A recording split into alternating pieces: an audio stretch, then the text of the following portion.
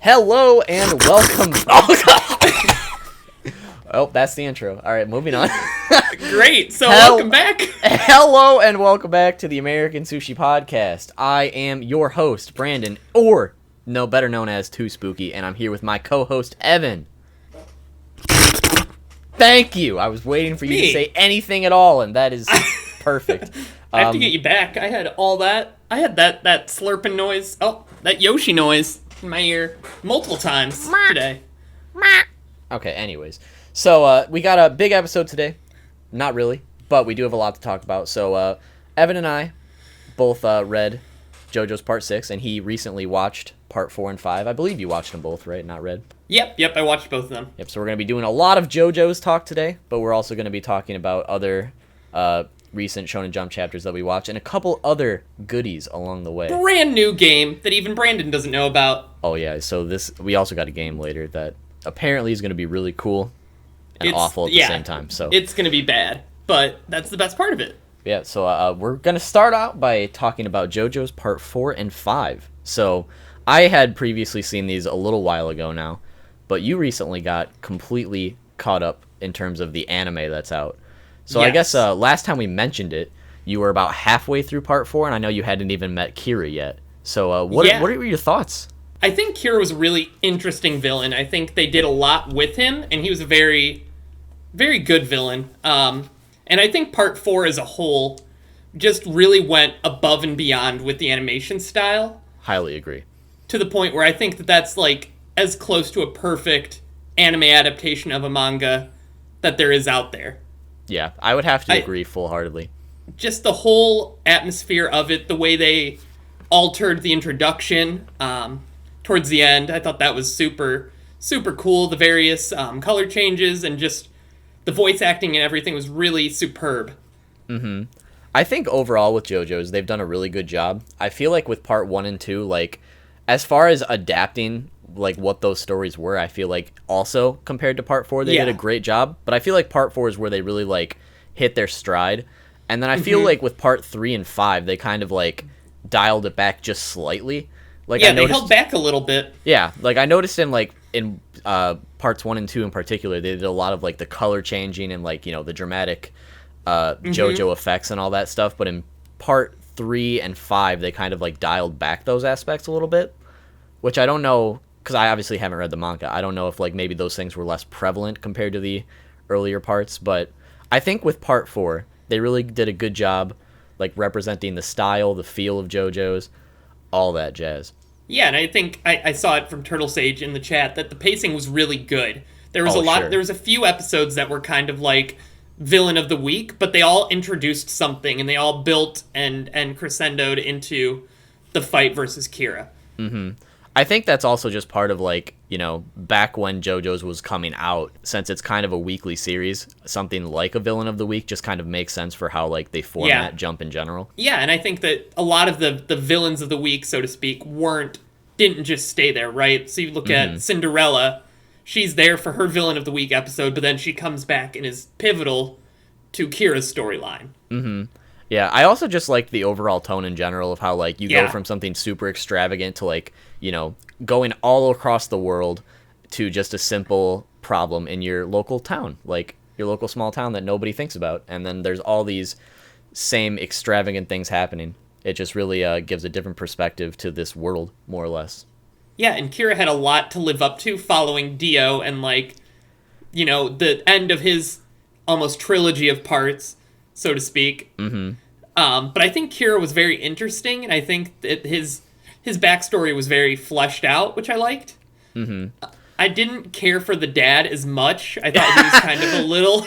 Yeah, I was going to ask what you thought about Mr. Ghost Photo Boy flying He was just around. kind of like the ass pull to keep the plot moving whenever it needed to, which they had to keep it going in some way, and he was kind of funny, but... Mm-hmm. Like, I don't know. Dio's my personal favorite villain of JoJo's still, at this point, I would say. Yeah, but I feel agree. like Kira did a good job being like a follow-up. I know a lot of people actually like Kira better, which I understand like why they would think that maybe, because Dio is very over the top, and if that's not really your thing, he could kind of be like stale. And I would say out of the ones I've seen, Kira's the only one that comes close to Dio. Like, I could see that case. I can't really see that maybe with part 6's villain a little bit, but like no one else, I don't think. 2 in particular, I was not a fan of the Templemen myself. Or the Pillarmen, sorry. Yeah. But I can't even remember their name. I know one of them was Cars. And I think there yep. was a Whamoo or something like that. Yep, Wham. I don't remember the third one though, but I just thought it was so stupid. Because I watched it in the anime, so they censored any of those names. So honestly, I couldn't even tell you. Oh, it was Santana. That's what they called him. But I don't know what they censored it to. I did not. Oh, there was one AC/DC. There was an AC/DC. I knew it. I just did not like those. So like going back to Dio for part 3 was a huge relief for me. And then Kira, I also really enjoyed because I was kind of like waiting where part 4 was going to go more or less. Because like you said, it just kind of starts out more villain of the weekish, and there really wasn't like a story at first. It was more just, stands are appearing in this town. What is going on? Why are they happening? And then it later transitions to, oh, hey, there's a freaking freak in this town. We got to do something. And like they had Red Hot Chili Peppers at first, and then he was kind of worthless, and I didn't like his plot line. I didn't think that was as necessary. Yeah, I didn't either. I feel was like that could have been the dad's position right there. They could have given him that part because like he doesn't even really get a good fight or anything. What would you say was like your favorite part about part 4, if you had to pick one? About part 4, I think I really liked the storyline. I think was really good, well done, and I think there was, for JoJo's, I think there's some characterization that went on and some character growth. Specifically, like if you look at Koichi and how his stand evolved, I thought that was really interesting. Oh yeah, for sure. Short King. He was great. I liked Okuyasu a lot though. Actually, he's probably my favorite. He had to grow on me, honestly. I wasn't a fan at first, because, like, I know, like, you know, like, you watch the opening and you see, this guy's going to be part of the main squad, but, like, at first he's just kind of like, a jerk. Yosuke! I was like, okay, I don't know if I'm, like, convinced of him just being like, I don't know what to do, so I'm just going to hang around. I was like, okay. But he definitely came around for me later. I was kind of sad in terms of, like, their little plot line that they didn't go back to his dad at all. I thought that was kind of like a missed opportunity. Yeah, and I think there's a couple of those in that too, because there's the invisible baby as well. Yeah. That nothing just gets done with. I mean, I guess like they mentioned that, Joseph adopted it, but you're right, they just kind of forgot about it. Where it came from, what it did. The one thing I think I mentioned this to you before, like off podcast, but the one thing I wish they would have touched upon a little more was how Josuke got his hairstyle. Because I felt like there was more to that story that they just didn't tell us. Like, I always got the impression that, like, maybe, or at least when I was first watching it, like, my head was kind of like, like, maybe this is Josuke himself, like, the actual version of him, but, like, from the future or something? And, like, he's helping his past self out? I don't know. So now that you say that, think about how, like, part 6 ended. I know. Like, so that's what kind of, like, ties me back to it. Like, maybe they are related, but I don't know. I get the feeling that, Araki probably wouldn't have like thought about that far behind or whatever, or That's like that true. long ago. Maybe. So I feel like maybe that could be one of those things where it's just kind of a continuity, like coincidence. Yeah, I just wish they would have talked about it. But like, spoiler alert: Josuke never appears in any of the other parts. So nope, they in fact recast him. Yep. Rip. Dang it. But yeah, I liked Josuke a lot, but I think Jotaro really overshadowed him in his part. Mm-hmm. And, like, even at the end, like, the last fight was kind of anticlimactic for Josuke. Like, he was there, and he did a lot of stuff leading up to it, but then Jotaro stopped time, and then Kira just got wrecked. Like, yep. It wasn't really due to Josuke. He got blue-balled. Yeah, that's very true. I'm trying to think about, like, other aspects of Part 4 that, like, really wowed me. Just the music. I really liked the whole atmosphere of how, like, a lot of the different villains became, or a lot of different fights became, like, parts of the scenery. Oh, like yeah. Like Angelo Rock and Boing Boing Cliff. I also, like, wish that chef guy would have done a little more. Because, like, I felt like when they introduced him, he was supposed to be, like, somewhat, like he was gonna, I felt like he was gonna come back later, but he never did. Yeah, I feel like he had, like, a small part. And also the alien guy. What was the deal with that? Oh! I completely forgot about him. Yeah, that was something. Like, I don't know, like, I guess they introduced a lot of, like, supernatural aspects in this part, because, like, they had the whole aspect of, like, you know, the ghosts. There was, like, that, I don't know if it had a name in particular, but, like, that area where they kind of enter, like, I don't know, more or less, like, the pathway to the afterlife, and it's, like, if you turn around, you get yeeted. So I guess, I don't know. The aliens are in JoJo's, I guess. I guess it's up for interpretation in a way, because you never, like, really find out for sure. It's just kind of implied. He also could have just been LARPing. He could have been LARPing. Oh, as an alien. I completely forgot about him too. I guess we didn't even talk about Rohan at all. Rohan is great. Oh, Rohan's great. I liked him a lot. His stand was probably my favorite out of part 4. Yeah, very unique. They had a lot of unique stands in part 4, I think, actually. Mm-hmm. I give part 5 a lot of the credit for that, but Rohan's really interesting. Koichi's was interesting. Okuyasu's, I feel like, could have had more done to it. I feel like they just kind of nerfed him in a way. Because, like, half the time he could have just been like, oh, let me just erase this thing real quick. But he just doesn't. Yeah. So, or either that or it just always misses. I feel like maybe Araki was like, all right, maybe this thing is a little too powerful. Maybe I should just, like, not let him use do it anymore. Not let him do anything half the time. Because, like, one, you can just teleport yourself, like, wherever you want, basically. Just remove the air, just keep flying across the place. Really well in his fight with Josuke, but then doesn't really use it that well again later. Yeah, that was missed opportunity. Even his brother's stand, Bad Company, was really cool, and they had that just for the one episode. That reminds me. Did you know that there's a live action of Part 4? No, is there? Yeah, there is. Apparently, we'll have to watch that. It was supposed to be like a trilogy, but I guess it didn't make a lot of money, so it's only like the first part. I haven't seen it yet, but I just know that it, like, the whole plot point of Bad Company and all that is like the big enemy for the movie or whatever. So yeah, that's gonna be exciting. Maybe we'll have to watch that at some point and see what we thought. But I don't think I really have anything else to say on Part 4. I'm not sure if you do. No, I think we're good, and I think we can move on to Part 5, which I have a lot to talk about, actually. Especially after finishing Part 6.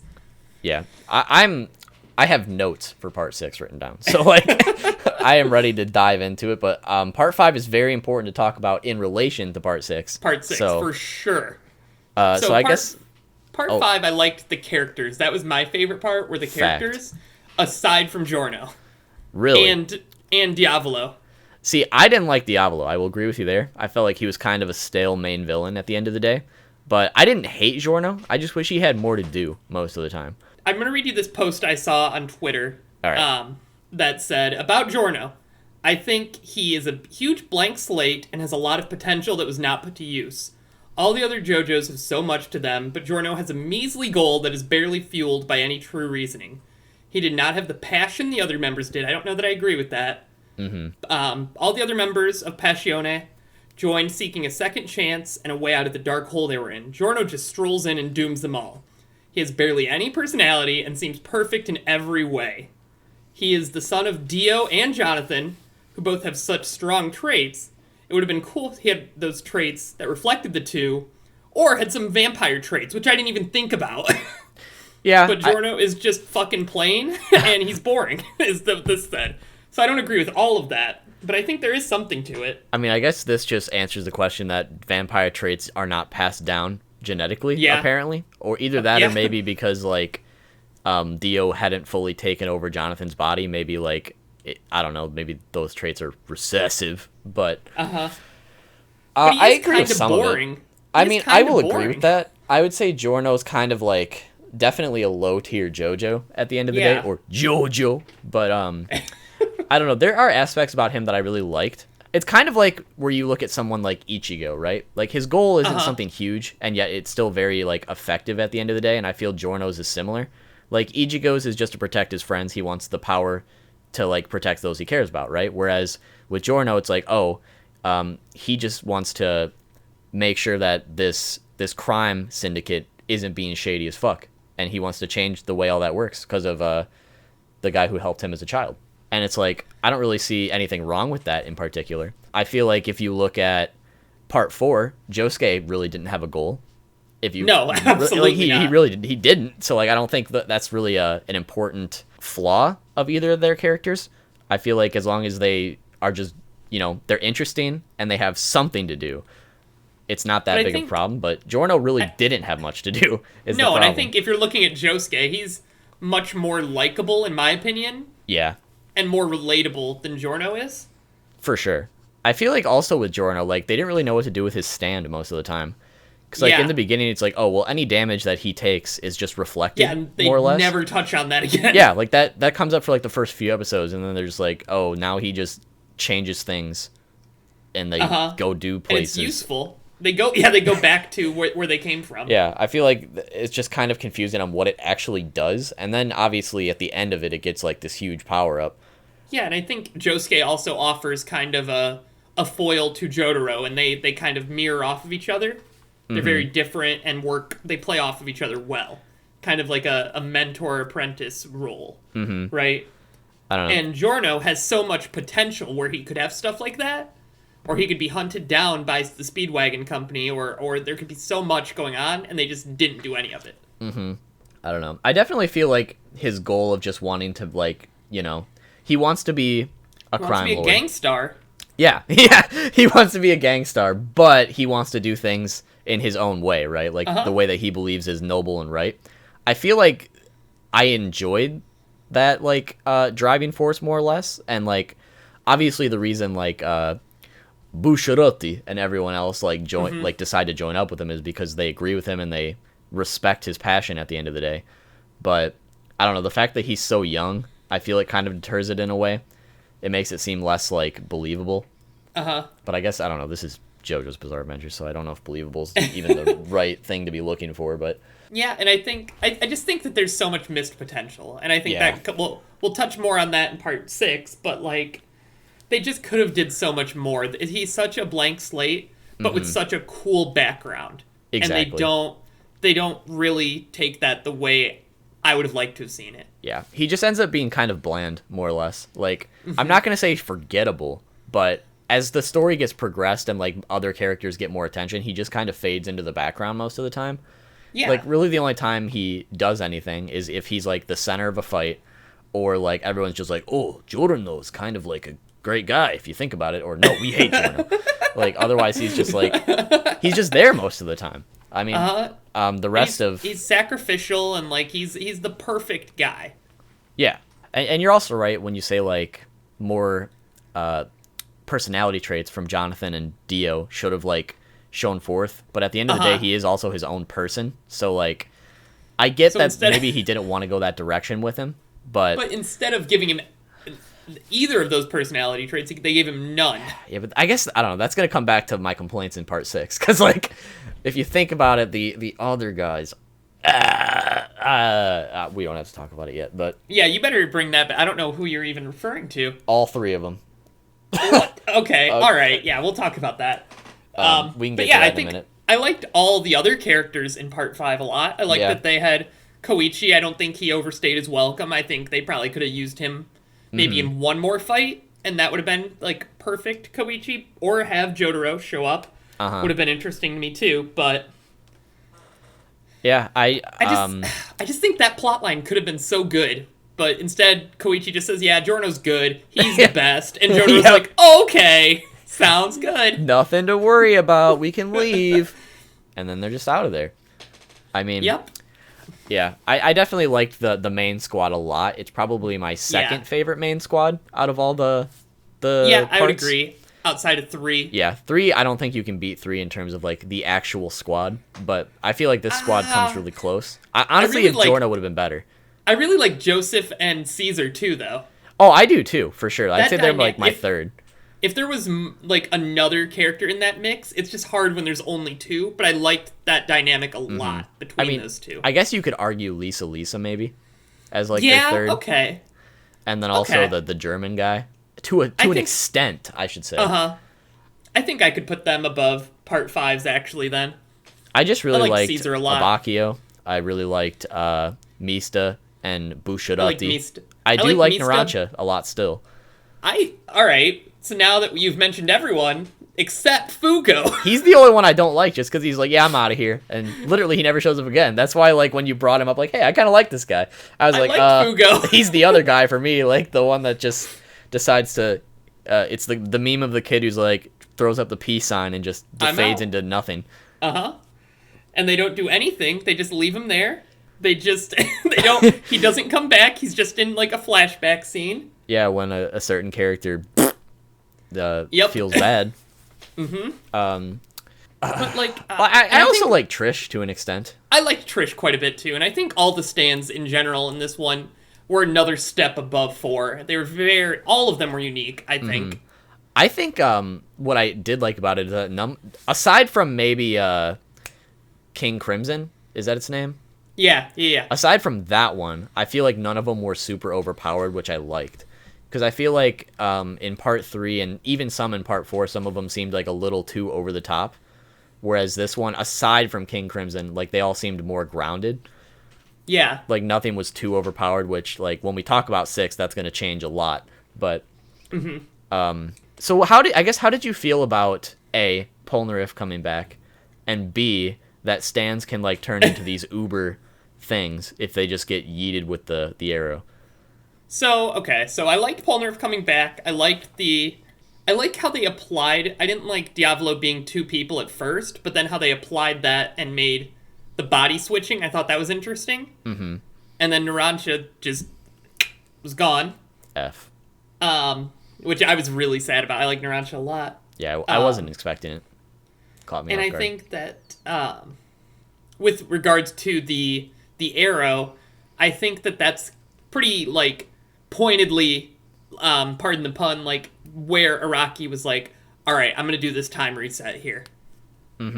Because like Requiem was too overpowered. Golden Wind Requiem was too overpowered. Fact. Like that was the peak.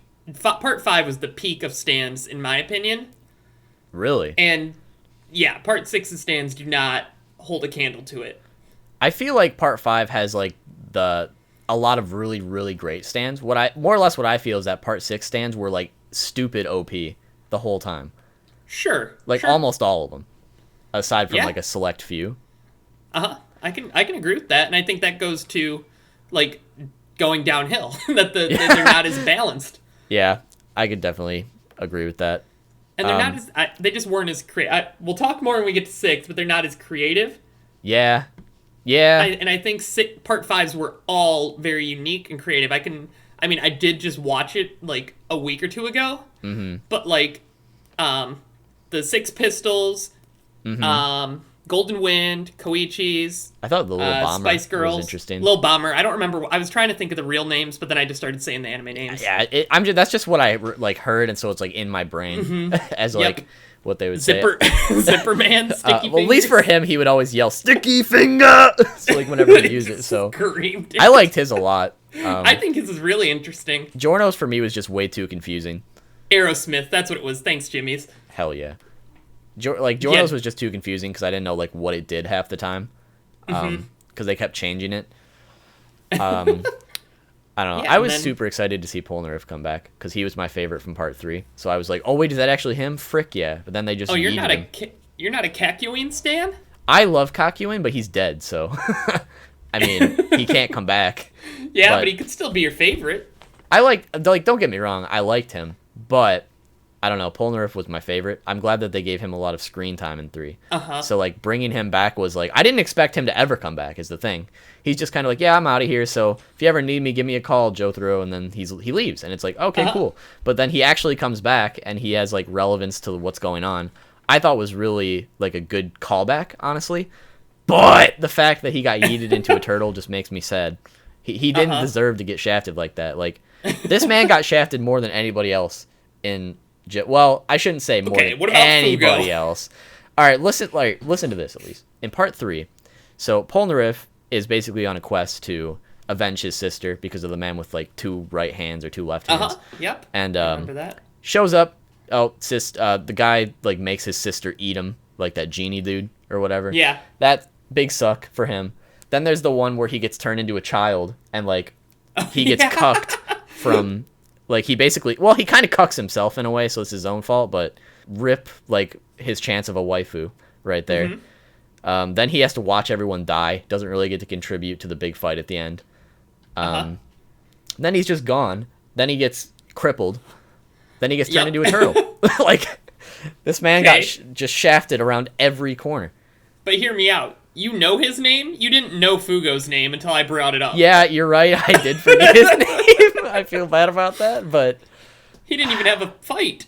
He had half of a fight. One. He had half of a fight. That was Giorno's fight. Dude? Yeah, I guess. That was Giorno's. Like, that was... Because of him that fight even happened. Yeah, rip Fugo. Feels bad. Well, he's not dead, but he basically he's not dead. Is. He's just unimportant. He's dead in canon, in any storyline. But yeah. So let's... I think just because part 5 and part 6 we're talking a lot together. Yeah. So let's do part 6. Yeah, part 6, Stone Ocean. Spoilers. Be ready. So let's start positively. Let's start with our good thoughts. I liked Jolene a lot. Jolene, easily the best part of part 6. Easily, in my opinion. I agree. She's very strong, and I think she had very good traits. I think that's a really good way of doing a son or a daughter of someone important, unlike Giorno. Yeah, I also think that she had a lot of good growth throughout part 6. Like, she starts out very, like, naive. And, like, she grows to, like, not only become strong, but she gets, like, this motivation to help her father and all that. And she just becomes, like, a very powerful, somewhat independent character towards the end of it. I feel like, I don't know, maybe it was just, like, the translations, but I feel like at the same time, I feel like Araki doesn't necessarily know how to write a female character, or, like, a female lead, for that matter. Yeah, because I feel like some of it was kind of, like, sexist in a way. If we look at it like from today's standpoint, like I know it was made years ago, so I don't know. Those just little things, kind of like okay, that's kind of cringe in a way, but at the same time though, like I feel like she's one of the better JoJo's, honestly, like probably top 3 for me. Yeah, I agree. So she was my favorite part. I also really liked some of the supporting cast, like. Just since we both read it, you'll have to excuse us if we mispronounce any of the names.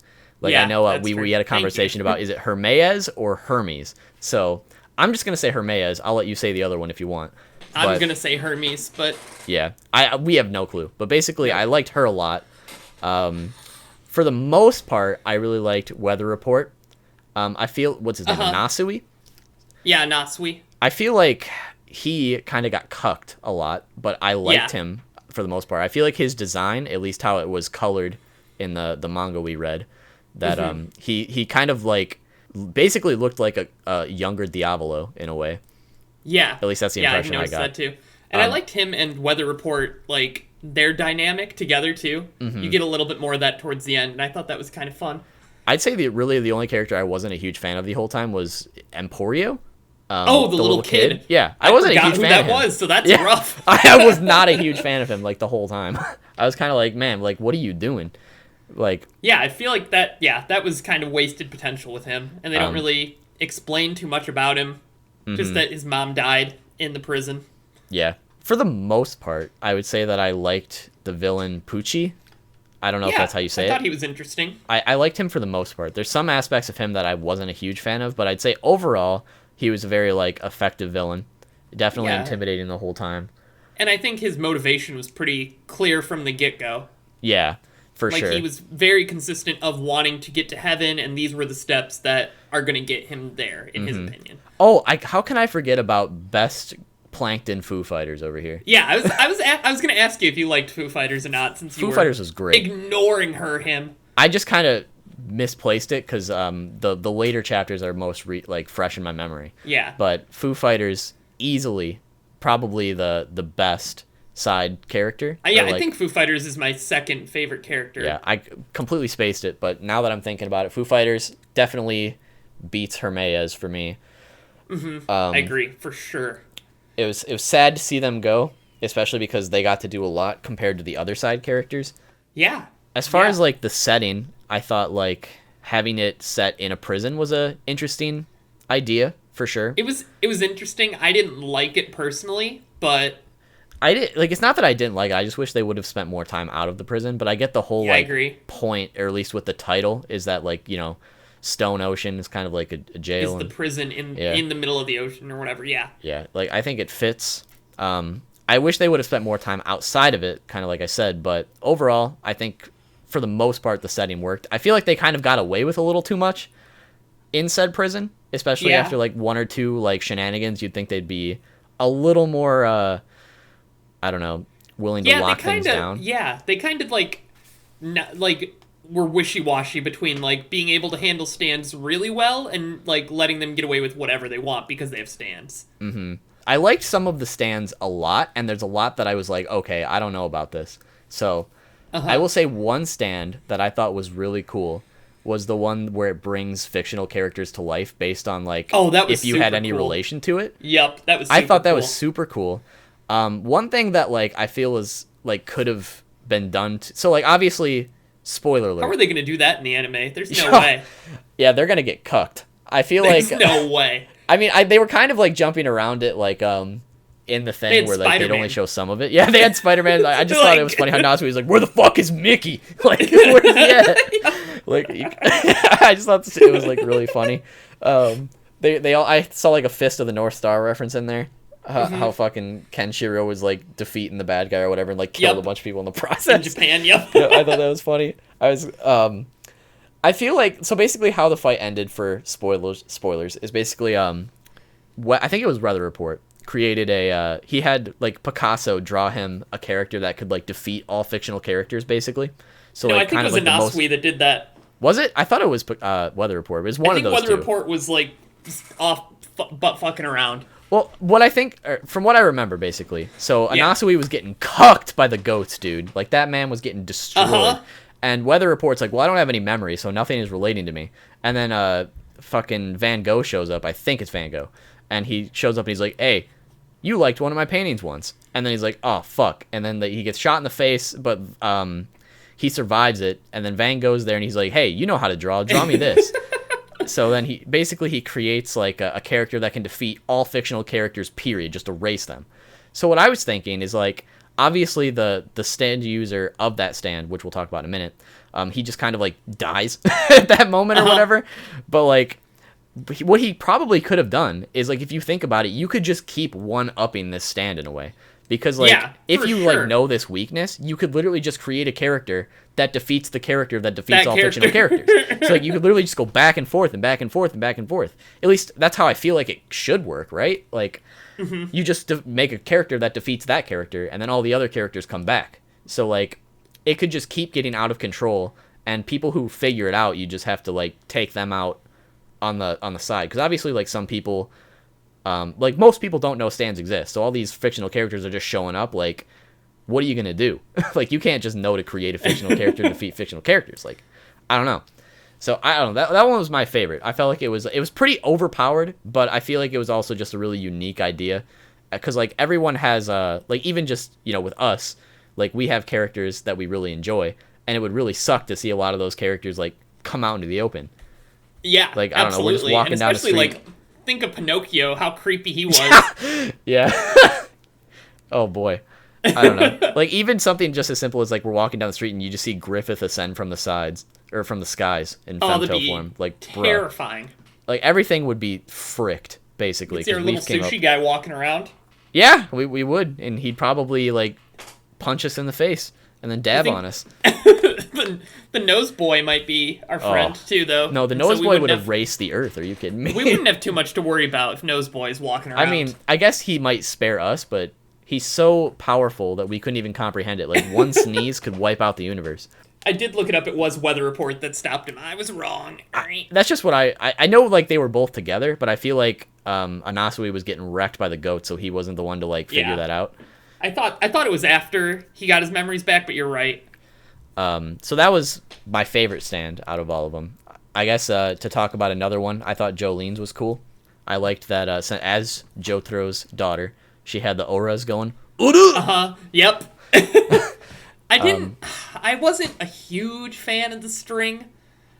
Like, I thought it worked.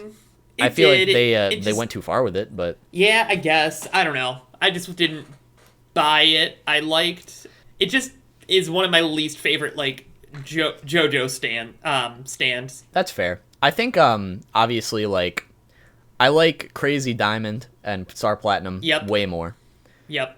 Giorno's is like, I obviously like Giorno's a lot more too. It's cool. Honestly, I like hers more than Giorno's. I feel like Giorno's is too like confusing, whereas this one's more like, oh, she can condense string, she can basically just do anything with string. Like, that's basically the extent of it. So, like, I feel like it's more easier to follow what's going on with it compared to his. But I mean, that's just my opinion. And I just don't care for it. I just liked Giorno's. I thought it was more interesting. I thought they did more with it, and like the string could have did more, I think, too. But then they did too much on certain other parts. Like, so for example, like they mention a couple times, either in like the titles or whatever, that you can talk to people through the string, and I don't think they use that nearly enough. Oh, you know what I'm talking about? Like a can phone almost. But I couldn't remember if she I don't remember specifically if she could like talk to people with the string, but what I do remember is that she could hear people with the string. Mm-hmm. I'm pretty sure it goes both ways. You're probably pretty sure they right. said that in one of the like title pages, which they also say other things in that we'll talk about. Yeah, you're probably right. I just remember specifically the hearing part, but either way, it's kind of the same ballpark, more or less. And I did like that it could bunch up and be like more powerful and stuff, but like it just, I don't know, it just didn't ring with me, didn't resonate. I would say overall though, just the names of stands in general this is my favorite out of all of them. I agree for sure. Just because of like the music I like. Whitesnake was really cool actually. There's one thing I want to talk about specifically with Whitesnake, if you don't mind. So maybe like I just completely like. I got so confused. Like, even still, I can't wrap my like, I went back and reread it, and I still don't understand what happened. So, basically, in the beginning, when Jotaro first shows up. So, very confused as to what the hell happened. Because as far as I'm concerned, there's just the one dude who's like a sniper with like his little drone. I forget the name of that stand, but you know what I'm talking about? There's him, and then there's Whitesnake. So, what the hell happened in the room when they're like melting? What the fuck was that? Like, as far as I'm concerned, like, they've only shown that Whitesnake has the ability to just, like, yeet the memory and stands out of people and also just, you know, be somewhat okay at close range. But other than that, like, was there, like, a third stand that I didn't notice? Or, like, so what happened to my mind is the wall stand, maybe? The one that makes you only remember 3 things. But I also think how does that melt people, though? That's what I'm confused about. Yeah, I know. I mean, but it wasn't real.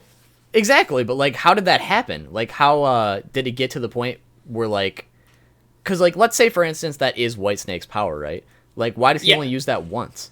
I think the implication is it is Whitesnake's power. I feel like that's that's what I was getting to, but, like, they never reference it again. But that doesn't make any sense either, that he doesn't do that. I guess, theoretically, since Whitesnake has so many stands, there could have been, like, one he put into the walls or something of the visiting room. Like, maybe... And he also could... that's true. He also could have put... Could he have put another one in himself, I think? Maybe. I honestly don't remember if... well, no, I guess he could have done that. That would make sense. I was just super confused of, like, what the hell happened there. Because it's, like, 1 second they're, like, in this dream. Oh, yeah, like, it's one of his powers. It's one of his powers. I looked it up on That's so freaking weird. Why would he never use that again? Like, he easily could have just, like, walked by, like, I don't know, Jolene's jail cell while she's sleeping and just, like, yeeted her. Like, why? Why only talk about that once? Yeah, but, like, what's, the dream, then? Like... Because they dream, like, that this guy is there and trying to kill them, and that his stand is real, and then it turns out his stand is real, and this guy is real. But it's like... The dream-like state is part of the acid. What? I don't know, that just seems like the biggest, like, what the fuck is happening to me the whole time. Like, that's the one thing that, like, even now, I'm, like, very shook on. It just didn't make sense to me the whole time. I think that just kind of went... It was in the beginning, and it went, like, from 0 to 100 so quickly, I didn't stop to think about that. And now that I've researched it, it makes even less sense to me. Yeah. That there's no way he wouldn't use that again. I was just so confused. Like, I was, like, wondering what was happening. Because as far as, like, what it was telling us these stands do is, like, okay, I don't get how this happened then. Because, like, at no point did they say this little drone could, like, melt people. And I guess they were, what I got at least, was that they were trying to imply that Whitesnake was doing it. But then he never does it again. They're just kind of like, I can only take the discs. And it's like, well, then what the fuck was that? Like... Yeah. He's like confused what to do against the frogs when he sure could have did that. Yeah, just fucking melt all the frogs. It's really, I don't know. That's just one thing that bugged me in particular. Like, I just remember that, and I was like, that makes no sense. I don't get it. Someone explain. So I'm glad you could at least help me clear up that it is really big dumb. So, yeah. I liked Goo Goo Dolls being the first stand we're sort of introduced to. I was happy to see Limp Bizkit I'm excited Limp to hear Bizkit. Flaccid Pancake when it gets animated. I don't know. There was a lot of cool ones though. I think they were cool. They were just kind of like, I don't know. They all just seemed so absurd compared to some of the other ones. Other parts. They definitely had stands that were way too powerful compared to, like, obviously we can say that Golden Requiem is probably the most OP when it comes to like what we've seen. Like stopping time, stopping time and speeding up time, definitely close seconds, I would say. And then it comes to this part, and it's like so many stands are just always absolutely like destructive the entire time. Like there's I mean, obviously Weather Reports ends up being the one that defeats everybody. Super overpowered. That one's stupid OP.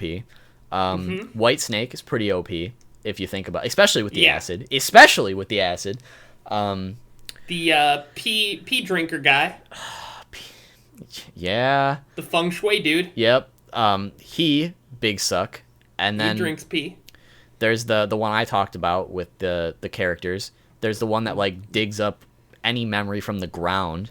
Yeah, that was crazy. Green Baby at first, where he's like, you just can't. You can only get your half as far. You'll literally disappear. Yep. Yeah, there's just so many, and then obviously like the evolution of White Snake at the end was even more like confusing. Like I think I have like a good grasp of like what it was doing, but it was still like very hard to follow. For me, at least. I think. It's especially like in the context of the story, it's hard to follow. Like knowing Araki's like wanting to reset the storyline makes it make more sense, I think. Yeah, I don't know. I think it's like now I'm just thinking of like all these things I want to mention, but I guess the one thing, basically what I was gonna say is, how do you feel overall about like Pucci deciding to like create an alternate universe where everyone knows everything bad that could happen to them so they can just avoid it? At least that's the impression I got he was trying to do, right? I don't think... But see, okay.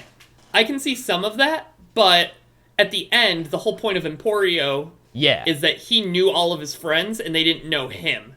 So, like, he was the only one that more or less survived the previous reality. So he's the only one that, like, doesn't know what's going to happen to him, where... in a way, like everyone, at least before it was like completely reset, everyone kind of knew like what was going to happen, I think. Yeah. I don't know. It's kind of like a weird twist on it. I took it as though the whole world was just totally reset. Like his powers kind of got goofed up a little bit by them, by Jolene and Jotaro and all of them. But it still went all the way through to like recreate them. So... I don't know that everyone's, like, omnipotent and can see everything. I just feel like I remember him explaining that.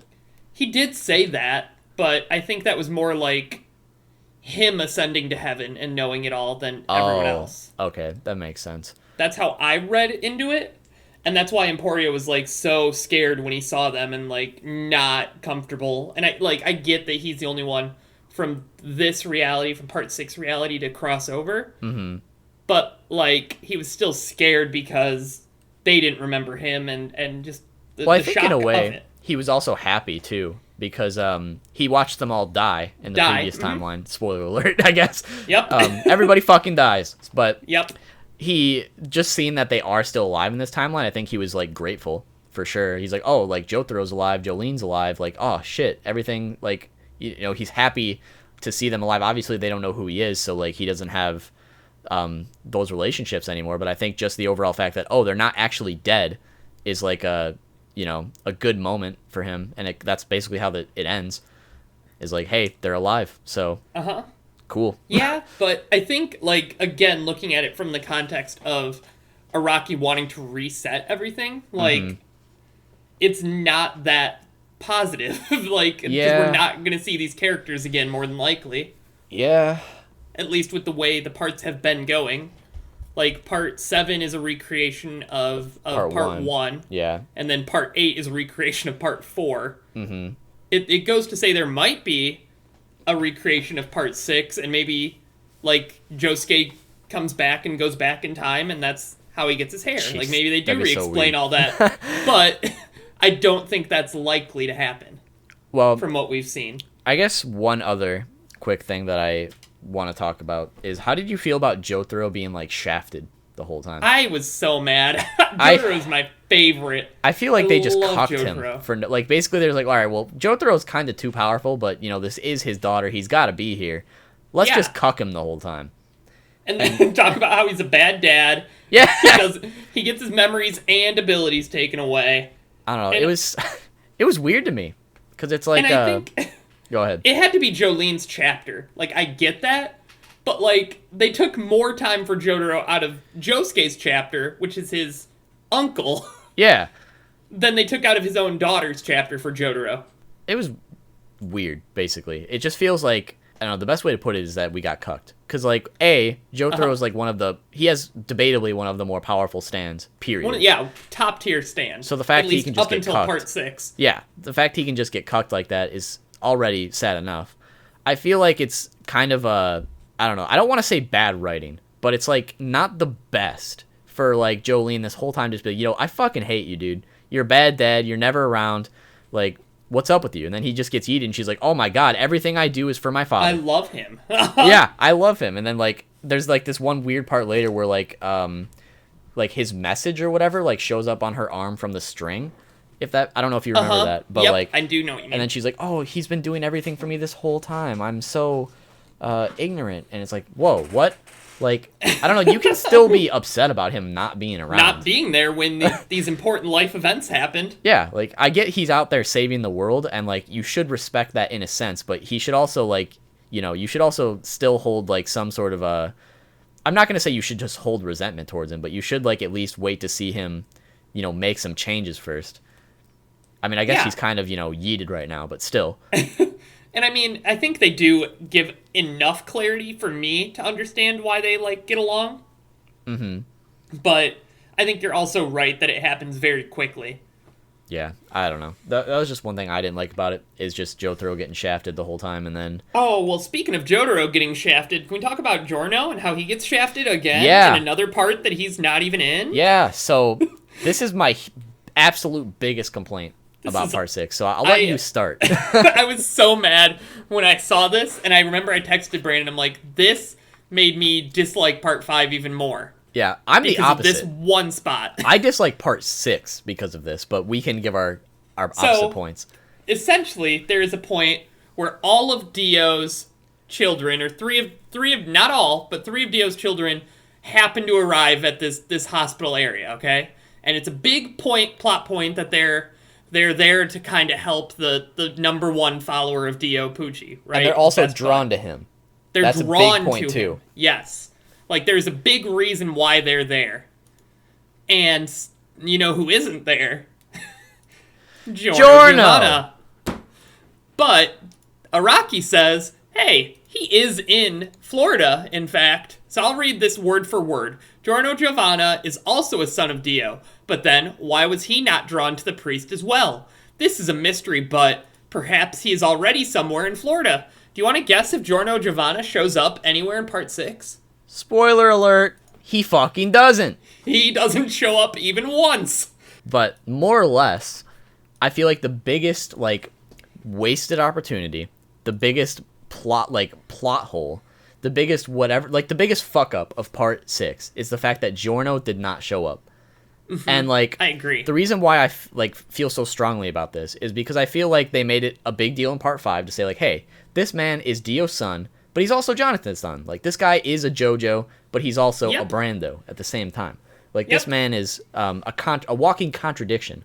And, like, that's so important to, like... Well, I guess, I don't know. It's not actually important to the plot, if we think about it. No, it's awful to the plot. That's why... Okay, I'll let you have your moment. It is an important point, right? The fact that, like, he's still a JoJo.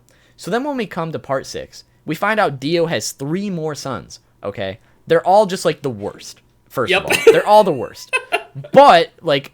one big point is they like, these 3 also should be JoJo's, but they all suck. Like, at least Giorno, like, he had an arc, like, he was important. These guys are just, like, wastes of life at the end of the day, like these 3. But the whole point is they're drawn to Pucci because, like you said, he's like the number 1 follower of Dio. He's carrying Dio's will, so they're drawn to him. So because of that, Giorno should also be drawn to him. And it says, like, in the thing, like, why was he not, assuming, like, what's it called, showing us that he's not actually, like, drawn to Pucci. Foreshadowing. Yeah, like, But it's so upsetting because, like, Giorno should also be drawn to Pucci. Like, it shows us that he's in Florida for something, right? But we will never know what that is.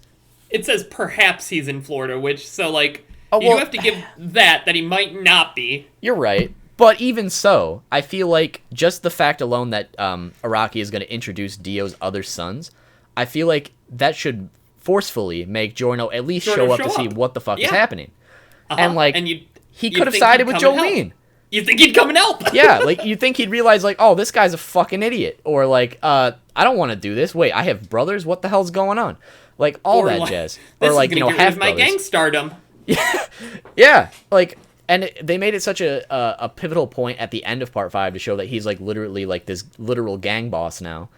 You'd think that the man trying to literally reset the universe over here and, like, ascend to heaven with his other, like, half brothers, and the fact that he should be drawn to that, it's like it just takes away from part 5, because I feel like the whole from part 5 it just takes away from Giorno being unique, which I don't like, because I feel like that's, like, one aspect of Giorno himself that makes him unique from the other JoJo's, is that he's also a Brando. But when you introduce these other 3, it makes him seem so much less significant. So, like, I feel like part 6 just kind of is like, you know what, part 5, yeah, I don't know about that. And I feel like that's so, like, upsetting. Yeah, like, it doesn't make me dislike part 5, it makes me dislike part 6. So, like you said, part 5 is all about Giorno Giovanna, and that he is the son of Dio and Jonathan, right? Like you said, that was a big part of part 5. Well, like, it's a big part of who Giorno is, more or less. Who Giorno is, and he is the JoJo of part 5. Yeah.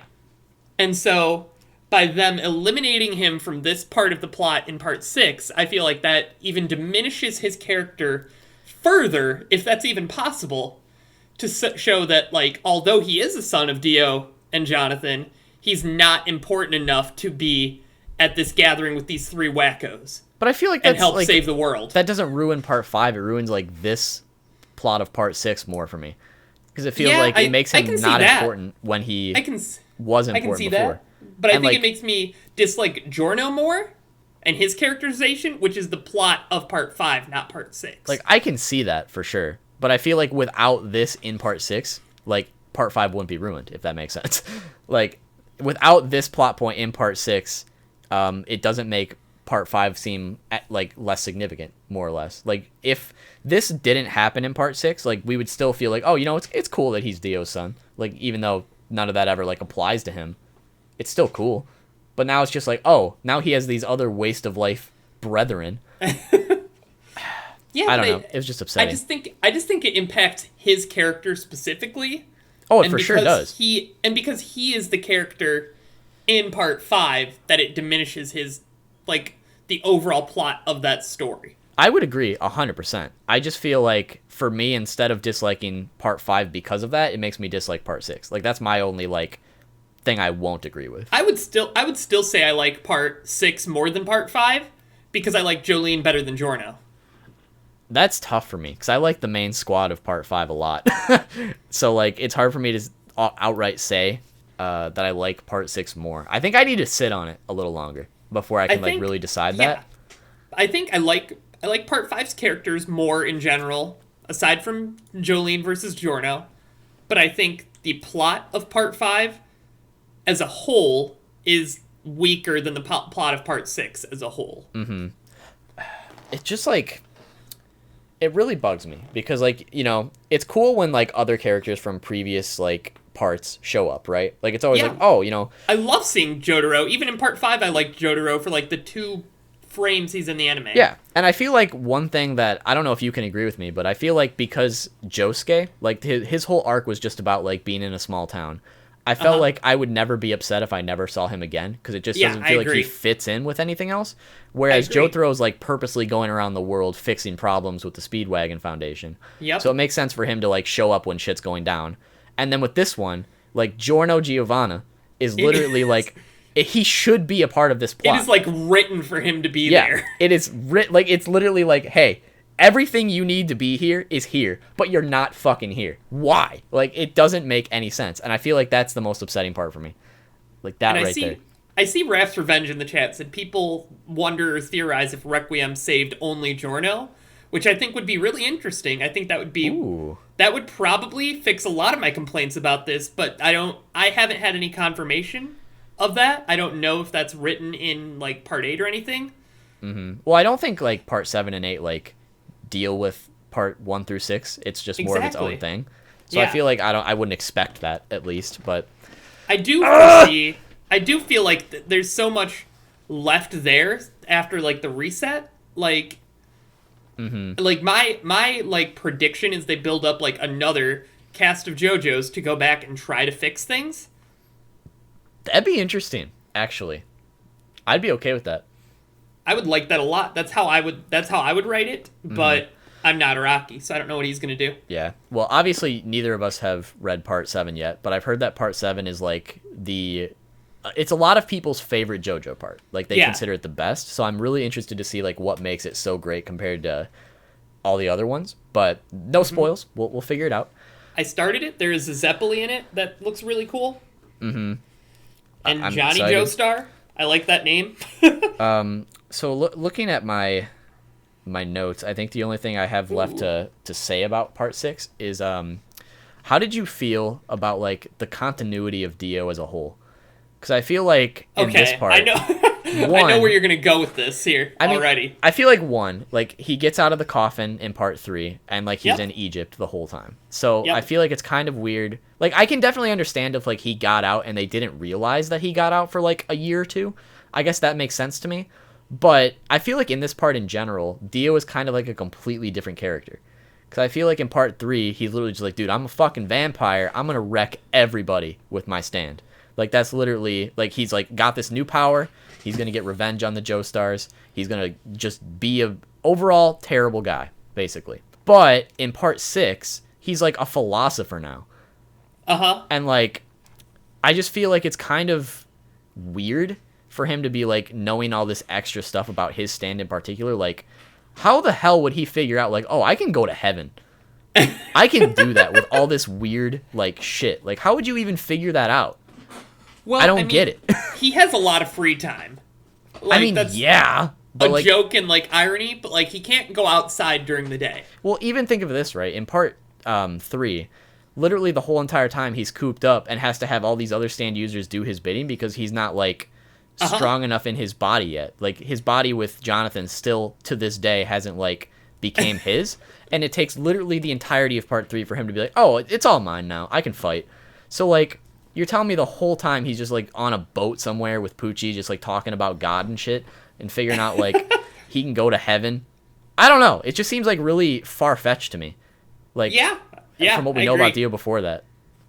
I agree. It does seem like a totally different character, and I think that it's kind of like, I don't know. He's more of a plot device in part 6 than he is a character. Yeah. And like I'm not against that by any means. I like the idea that like, you know, basically almost everything that happens in JoJo's Bizarre Adventure is just because of this this goofy like mask. Well, not even that, just because of this meeting of bloodlines between between the Joestars and the Brandos, basically. Just this like conflict of, oh, it's Jonathan versus Dio. Everything else has happened because of Dio, more or less. Like, because of those two meeting. And I like that it comes back to that, at least, like, in some aspect in each one. Like, I feel like maybe in part 4, not so much, other than just the arrow. But in part 5, it's like, oh, hey, this is Dio's son. So it's like, oh, okay, Dio relates to this in a way. And then in part 6, it's like Dio is, like, this huge driving force for the main villain. And, like, I like that. I guess going back to like what I don't like is it's like I feel like part of what made Giorno special in part 5 is the fact that like, you know, Dio even having a son is kind of like an anomaly because he just ate everybody. But it's kind of like apparently Dio's just porking everybody now. Like everyone he meets, he's just porking. It's like, why? With part 5 coming after part 4, right? That's how numbers work. But like, Okuyasu's dad was the little green guy because of Dio's cells. Yeah. Right? Yeah, and then I forgot about that. And then for Giorno to be like a living, breathing human is really interesting, right? Because most of them either die because of Dio's cells, they talk about that a lot, or they become little green guys, I guess. I don't know, that's the only other one they really show us. And then Giorno's this perfect, like, golden human. Then, like, what happened with the other three? Like, I don't know. They got, like, the bad guys genes, dude. Huey, Dewey, and Louie. Like, I did not like any of them. They all sucked. I don't know. I think that's basically everything I have to talk about with Part 6, honestly. I don't know if you've got anything else to say. Like, it's polarizing, right? I think there are parts and characters that I really liked, and ideas that I really liked, and things that I really hated. Yeah, for a fact. And I think I feel similarly with Part 5, too. Mm-hmm. Maybe to a little bit lesser extremes, but... Yeah. I feel like overall I had a more positive experience with Part 5, but there are aspects of Part 6 that I liked way more, if that makes sense. Yeah. So I feel like overall, like, Part 5 was just really solid all the way through with, like, a couple things I'm like, I don't know about that. Where Part 6 is like, oh, I really, really like this, and, oh, I really, really don't like that. Like, yeah, it's all over the place. I think Part 6 just had more, like, of a serious, lasting appeal than Part 5 did to me, and that's what puts it, like, slightly over it, but I could see it being a toss-up because I like Part 5's characters so much more. Yeah. You know what? I just realized there's two things I haven't even mentioned, so we're going to continue. I'm sorry. It's sorry. The bizarre adventure. Yeah. So, Weather Report and Inasui. So, I feel like Inasui got cucked the whole time. He had, like, one fight with the child that he, like, shined in, and the rest of the time he's just, like, a joke. Yep. It's like, I am going to marry Jolene. And everyone's like, okay. No, you're not. And then, like, he's always getting yeeted every single time.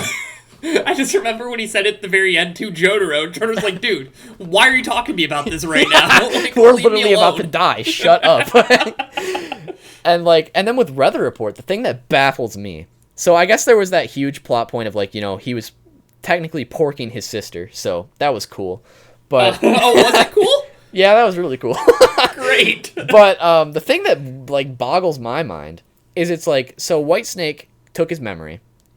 But why didn't he just take his stand?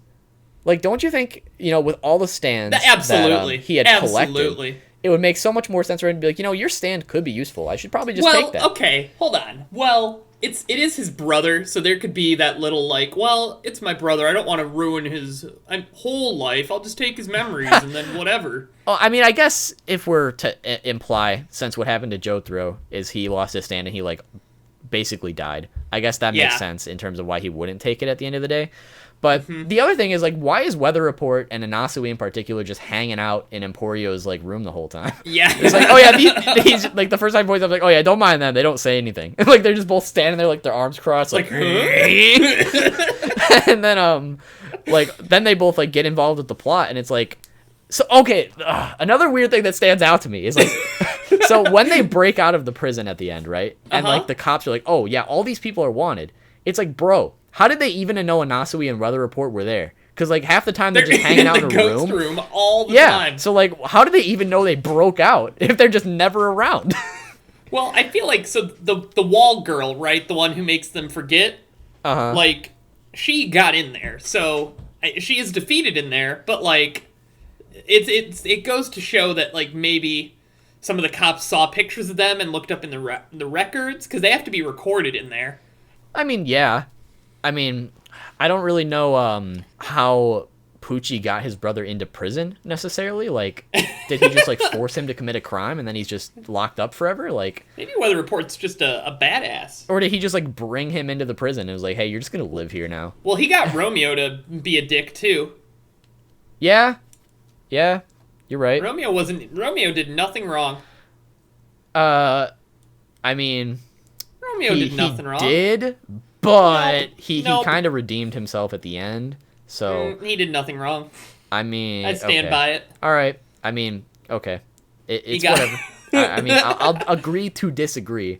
But okay, well, in that case, if Romeo's the saint, how do you feel about his tongue getting yeeted? Yeah, he deserved it. Okay. All right. But okay, I think that's everything I have to say. He did do stuff wrong. I think that's. Yeah, I don't know if you have any other points you want to mention. Weather Report and Inasui are just goofing. They're just goofing and gaffing in Emporio's room, having a good time. Just chilling, playing the ghost piano. I think that the anime could definitely make this better. For me, I'm looking forward to seeing it animated. I think it'll be really fun, for a lot of it. For sure. And I think the music will be really good. I see gentlemen saying it'll have a punk theme. That's what they expect. Ooh. And I would like that. I think that'd be good. For sure. Yeah, I'd be a little more hard edge to it. I really hope it gets animated next year. I think that's when people hypothesize it'll happen. But yeah, I'm excited for it. Especially because, like, you know, part 5 is apparently, like, very controversial for a lot of people, which I understand. But I feel like part 6 is going to be even more so. Oh, part 6 is going to, tear some people up. Because I feel like this part has thrown me for a loop. Like I said, like, I really like some stuff, and I really hate other stuff. So I'm very, like, indifferent about the whole thing. But, Yeah, I agree. I guess that's our JoJo's Bizarre Adventure talk.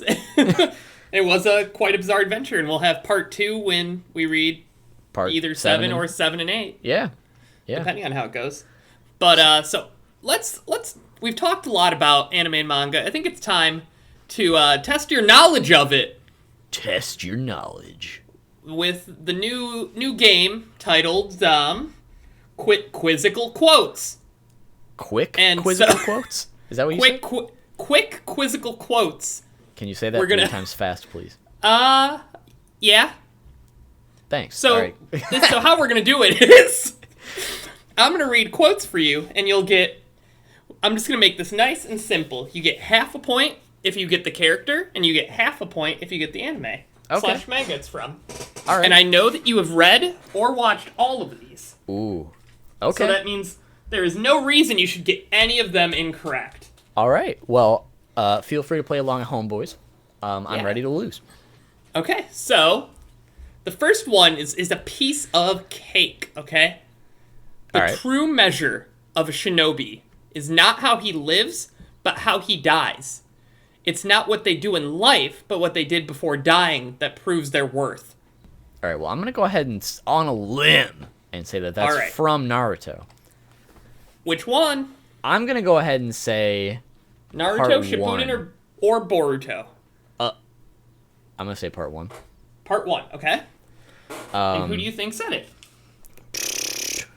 All right. There's 2 characters in mind as to who would have said this. I'm just going to, for my final answer, I'm going to say that Zabuza said it, but my secondary, like, just in case, would be probably Kakashi. All right, so, I should have made it. I'm going to freak out. I should have made it harder, but, or I should have made the point system more in detailed, but it is Naruto Shippuden. Fuck! So you don't get a point for that. And it is Jiraiya who says it. Oh, okay, that makes sense.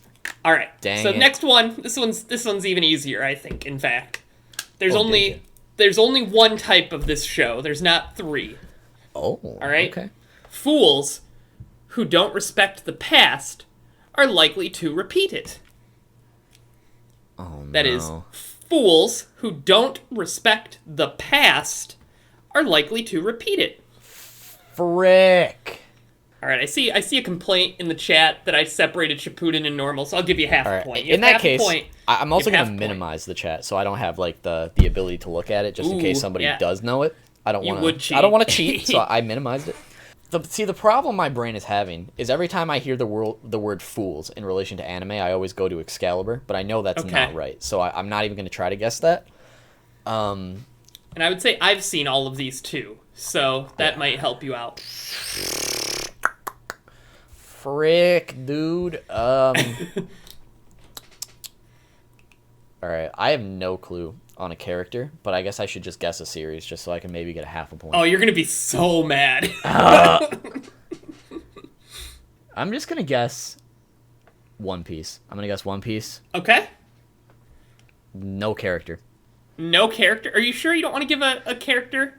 All right, fine. I will. Give me a guess of a character. A guess of a character from One Piece. Yeah. I'm going to guess frickin' I'm gonna guess Jinbei.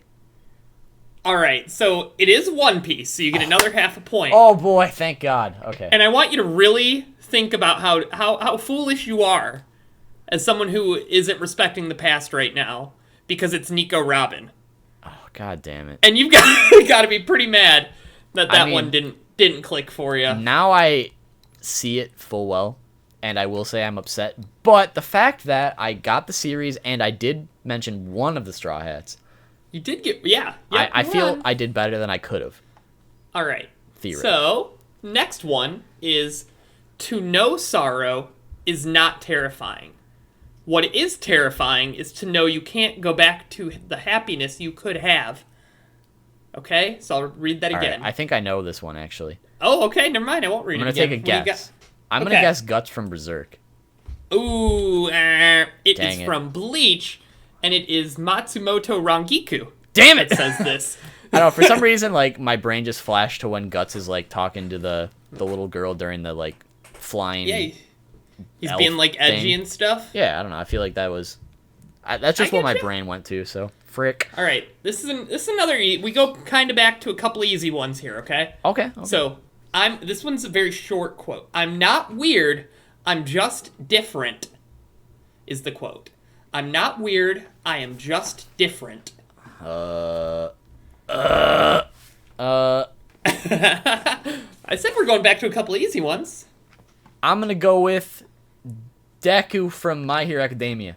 Ooh, so close, but it is actually L from Death Note. Oh my god. He's a quirky person who's not like other girls. I don't know. For some reason I felt like maybe I don't know, maybe Deku would have been like, I'm not weird because I don't have a quirk. I'm just different. I'm just different. I feel like that was my thought process. All right. So our next one is, sometimes I do feel like I'm a failure. Like there's no hope for me.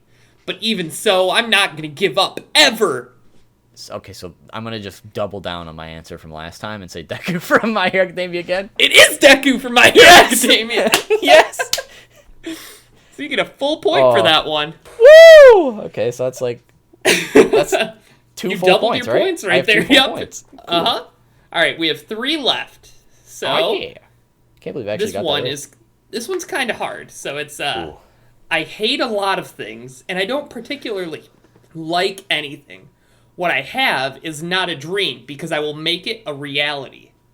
Oh. It's a very popular character. I would say you are very familiar with them. This sounds so familiar to me, but nothing is coming to my mind. Should be. I feel like I'm thinking too hard, but I'm going to go with Griffith from Berserk.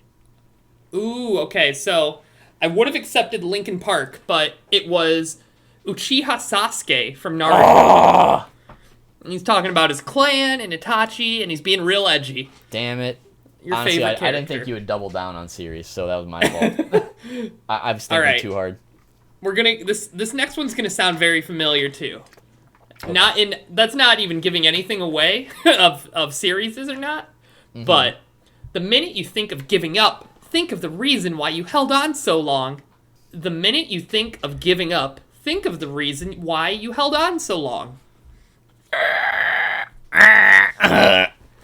Okay. Alright. I'm just gonna go out on a complete limb. Okay. No clue. But I'm gonna say Kurapika from Hunter x Hunter.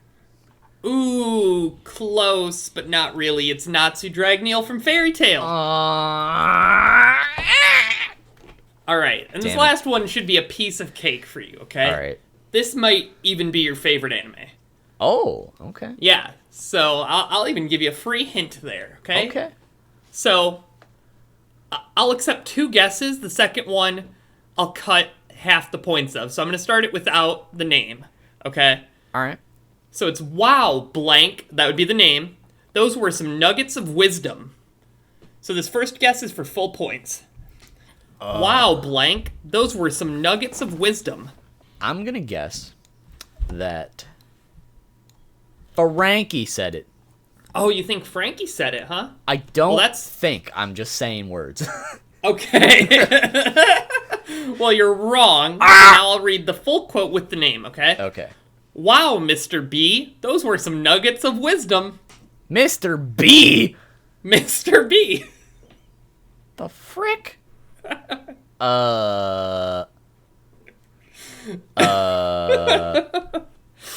should have given it away. I give you even a second. Is it Corey from Corey in the House? You're really? You get 0.25 because it is Corey in the House. Yes! It's actually the hit character Newt who says this. Frick. So I pranked ya. Well, you know what? I got the anime right. Got him. Got him. 2.25 points out of 8. Honestly, total. The fact that I got one of them completely right baffles me, so I'm happy that I did that. Yeah, so that's what we got for today's episode of the quick quiz show. Yeah! Quick quote quiz. You'll have to let us know down below if you like this or the art activity better. Maybe we'll alternate sometimes. But the hit activity's hard make to sure, beat. make sure you play along at home. Yeah. But I already gave you the answers if you're hearing this right now, so rewind and pretend you don't know them. You suck eggs. So, well, one thing I wanted to talk a little bit about there. Is Fairy Tail, kind of. So you're currently watching that. Yes, I've been slowly watching it for the past probably like year and a half, more or less. Making your way downtown, walking fast with it. Yeah, just like watching an episode or two like every so often, just kind of taking it slow. But I just completed the Grand Magic Games. Like I think I literally just watched the last episode of the arc. Unless there's one more, but like it's already finished. So yeah, and I think I've seen all of it, and I'm caught up with the 100 Years Quest, which is sort of the sequel series. And I think that's probably my favorite arc so far. The sequel? No, the Grand Magic Games, but including the sequel. I think that's still my favorite arc. I think the Grand Magic Games is easily the best arc I've seen of it so far. Like I was kind of telling you the other day in DMs, there's other arcs that I really like a lot. Like I like the Edalus one. That was fun. I also liked it's the Tower of something. I don't know, like I can't remember the name of it specifically, but basically the one where the Urza Tower. Yeah, the Urza Tower. I liked that one a lot too. And then there were arcs in between where I thought were just like decent, like the one where Gajeel and Juvia's former guild were fighting Fairy Tail. I liked that one. That was good. I also liked the Rashion Seis. Yep, or whatever I like that one a lot. I think that's right. But and then like some of the arcs in between, I'm just like, it's okay. But like I don't know. For Fairy Tail, for me, I've just kind of learned that like I just need to turn my brain off and just enjoy what's happening, and like I can enjoy it so much more if I do that. Because like I was telling you, basically where I checked out in terms of taking it seriously was Urza was fighting this lady, and this lady had a blade that could cut through dimensions, right? So she could literally just cut through basically anything. So like she could yeet she could basically yeet Urza in two at any point in time, more or less. But with the power of friendship, Urza breaks that sword. Like she cuts the dimension cutting blade, and I'm just like, okay, no, I'm done. So I just like I took a break, I checked out, and I just came back and I'm like, you know what? I'm just gonna let the power of friendship do its thing, and I've enjoyed it so much more. It can just hang out, and it's just a fun anime. It's not super serious. It's definitely character driven for me. Like I really enjoy a lot of the characters in Fairy Tail, and some of the side characters are great as well. But I've just mainly grown to like the main cast. It's kind of like One Piece in a way, but I feel like when it comes to One Piece, I like a lot of the story as well, which is kind of what like solidifies it as my favorite. But the character driven aspect in particular, and then like the world building as well to an extent, I feel like those are like the two strong points of Fairy Tail. But I'd say my main issue is like I haven't really like found many antagonists that I really enjoy in Fairy Tail. Like none of them have been like really like, oh wow, this guy's great. Yeah, I would say the next arc has some good antagonists, and the final one has a really good antagonist. Mm-hmm. But aside from that, Zareth is the one that I can remember. I can't really remember very many other ones. Mm-hmm. Except for Ultier. I liked her a lot. She's not really an antagonist. I guess it was... well, she was, but... Yeah, kinda. She shifted. And the Rashion Seis I remember pretty vividly. Mm-hmm. There's also some pretty cool actual, like, Dragon Slayers that you'll come across that I really liked. Yeah. Like, I just met a bunch in the Grand Magic Games. Like, oh man, I don't know, Rogue's one of them. Oh, I forget Rogue the other. If I was a kid, Rogue would be my favorite character. He's just so perfectly edgy and like fun. He's great. I can't remember. Is it Sting? Say again. Sting. That's Sting. The other guy. For some reason, I was thinking Finn, but like I knew that wasn't right. But yeah, Sting. Those two I liked a lot. The poison guy got to come back during the big oh shit, we're all gonna die moment. So they're all really cool. The Dragon Slayers are definitely like a welcome like addition to always come back. I don't know. I'm waiting for Loxus to get a cat. Hasn't happened yet. Yeah. I mean, like he's technically a Dragon Slayer.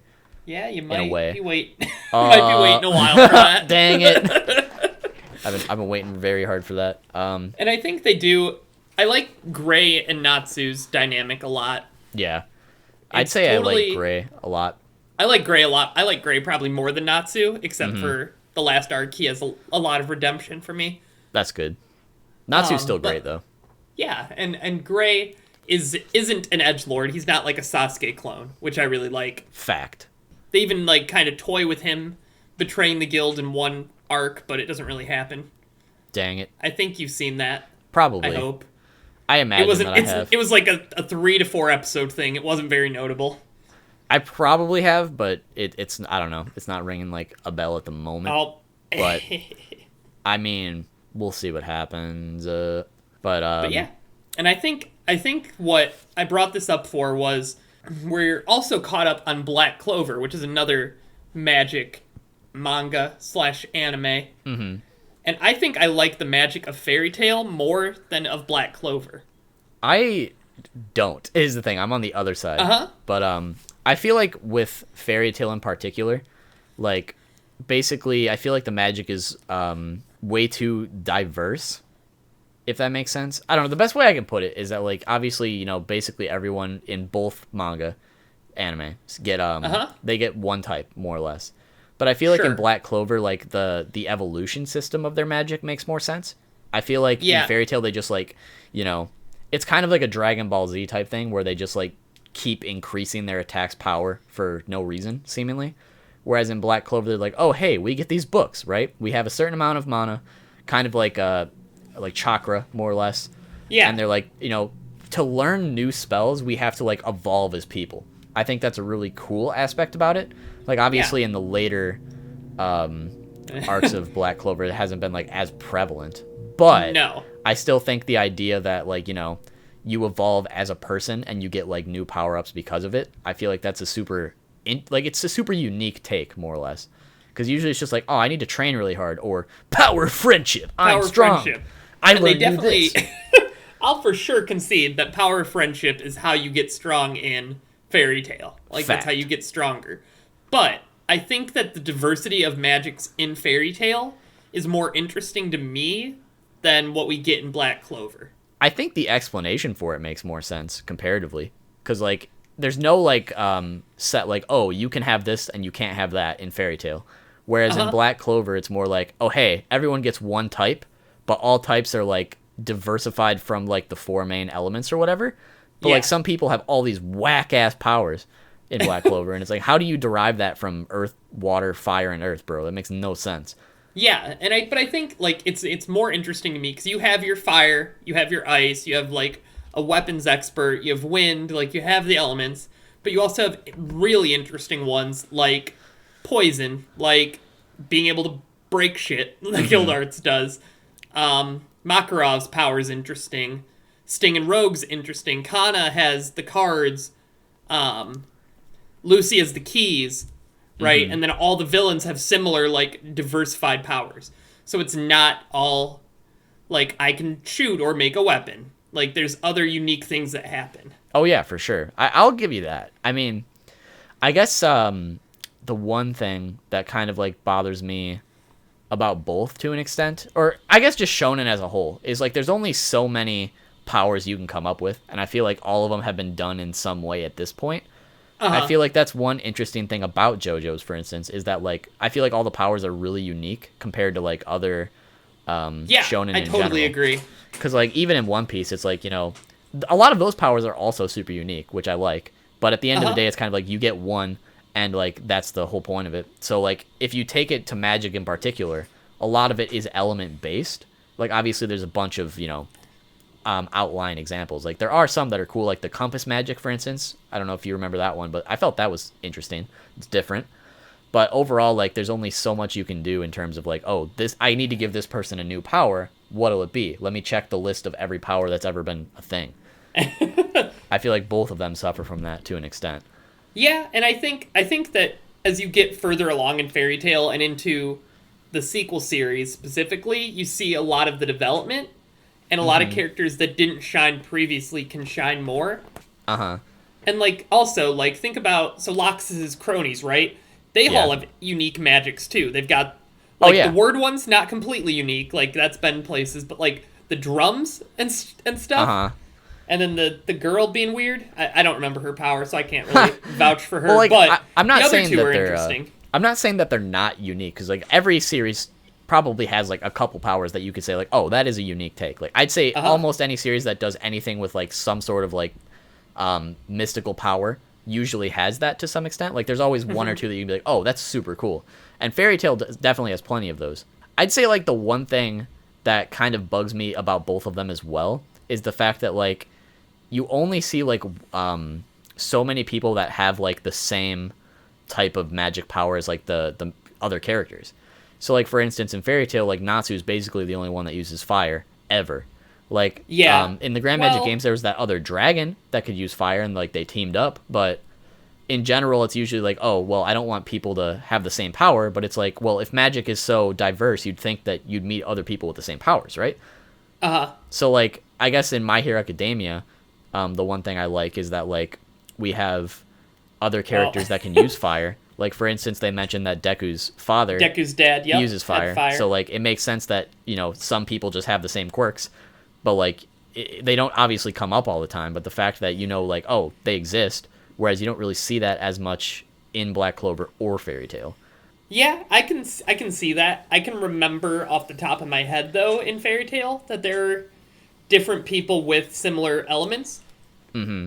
Like, for instance, I mean, and true, I'll even concede that they're not, like, random, right? So there's Gray, and then there's Ultier and her other apprentice guy. Oh, right? I guess I didn't even think about they all Leon and Gray. I didn't even think about that. My bad. It's kind of a bad take. There is another fire element. It's not exactly fire. You'll know what I mean when you get there. Okay. But kind of like there's another fire guy. It's kind of like think Endeavor to Bakugo. How those are kind of both fire, but not really. That makes sense. I mean, so think similar to that. I guess that's one thing I kind of appreciate about Naruto, thinking about it, is like a lot of ninja have like this, like, because they have the chakra natures, so a lot of the times like they use similar jutsu. I think that's unique in terms of like not making everyone stand out. Yeah, like, for sure. Avatar's like the best example. Always has that, and that's been like the big thing that's come back recently. Is it's cool to watch Avatar again. Yeah, I think it's because it's on Netflix now. Correct. Yep.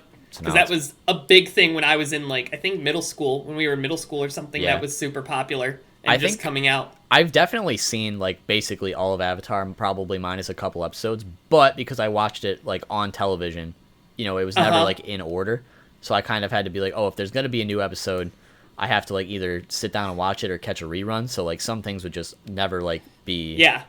Like, right after one another, which was always a big suck. But I'm pretty sure I've seen, like, almost all of it, although I have never seen Korra. I saw the first season of Korra, and then I wasn't interested, but I heard it gets really good at the end. So I think I'm watching Westworld right now, so when I finish that, I might watch Avatar next. Yeah, I want to watch it soon, too. But, like, I just read a manga called Black Cat. Like, yeah, that's one of the anime dude's favorite manga. Yeah, I've finished it. And I can say overall it's pretty mid, to be honest. Like, ooh. It's the problem is I'm going it seems to like right now. Basically what I think happened is that it got canned too early, more or less. Like, I think it's about 185 chapters long, if I remember correctly. And at the end of the last chapter, the author even kind of says, like, hey, you know, this is kind of like what I would consider part 1 of the story, more or less. And he hopes that someday he can do a part 2. And, like, you know, really flesh out the rest of it, but it never happened. Okay, yeah. So it's kind of sad, but I could just feel like they brought things to an end way too quickly. The main villain is basically just like Crollo, but terrible. Oh, good. Like, I really liked the main 3. The main 3, like, characters were great. A lot of the side characters were all right, but the main villain was not good. That was my biggest complaint. Basically, he's just like... Because I don't know if you're going to read it anytime soon, but I don't even think you'll probably mind a spoiler. No, go for it. But basically, his whole thing is just like, hey, I'm gonna take over the world, and I'm gonna like he wants to become immortal. He wants to have like, this basically like this ultimate power, and he just wants to rule the world. It's the most cliche villain thing you could ever see in your life. Great, yeah. And like he even says like, oh well, I'm immortal now, so I'm literally just gonna individually inspect every single person on the earth and kill those who aren't worthy. And it's like, bro, come on.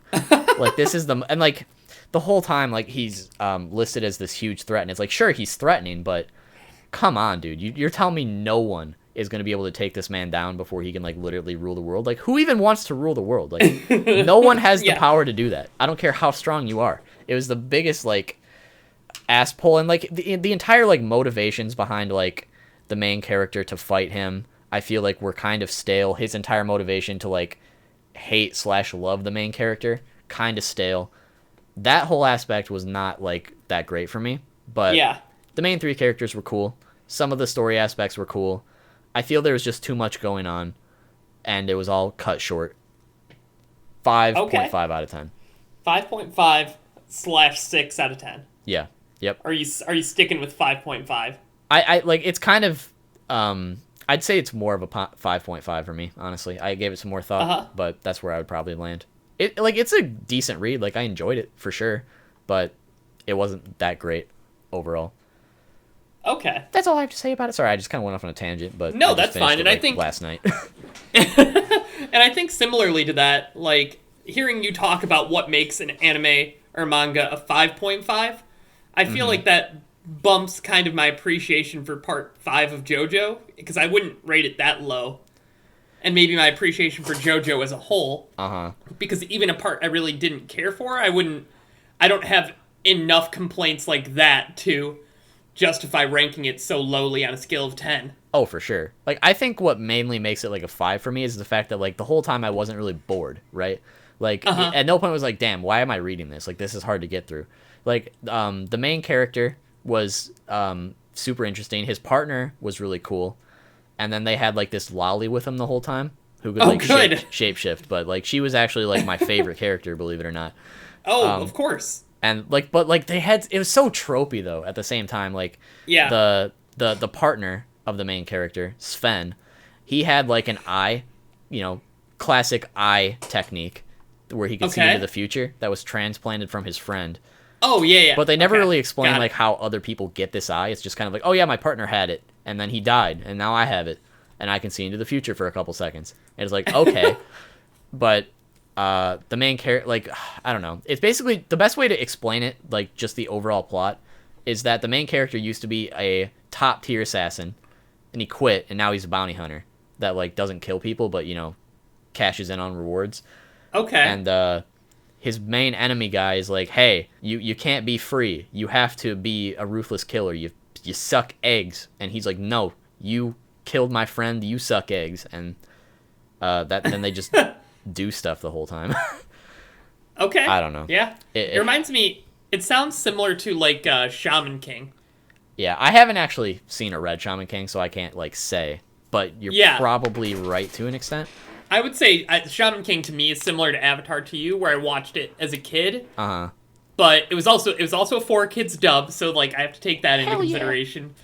But like it was very tropey and very kind of like just episode of the week. I didn't need to really pay too much attention to it. I don't know. They also just like threw so many things aside like all the time. Like basically like the main character or like the main enemy like creates his goon squad, of like the people who have powers. But it's like, in general, this is like a world where not everybody has powers, right? Like, everyone's just kind of like a normal dude with like a weapon.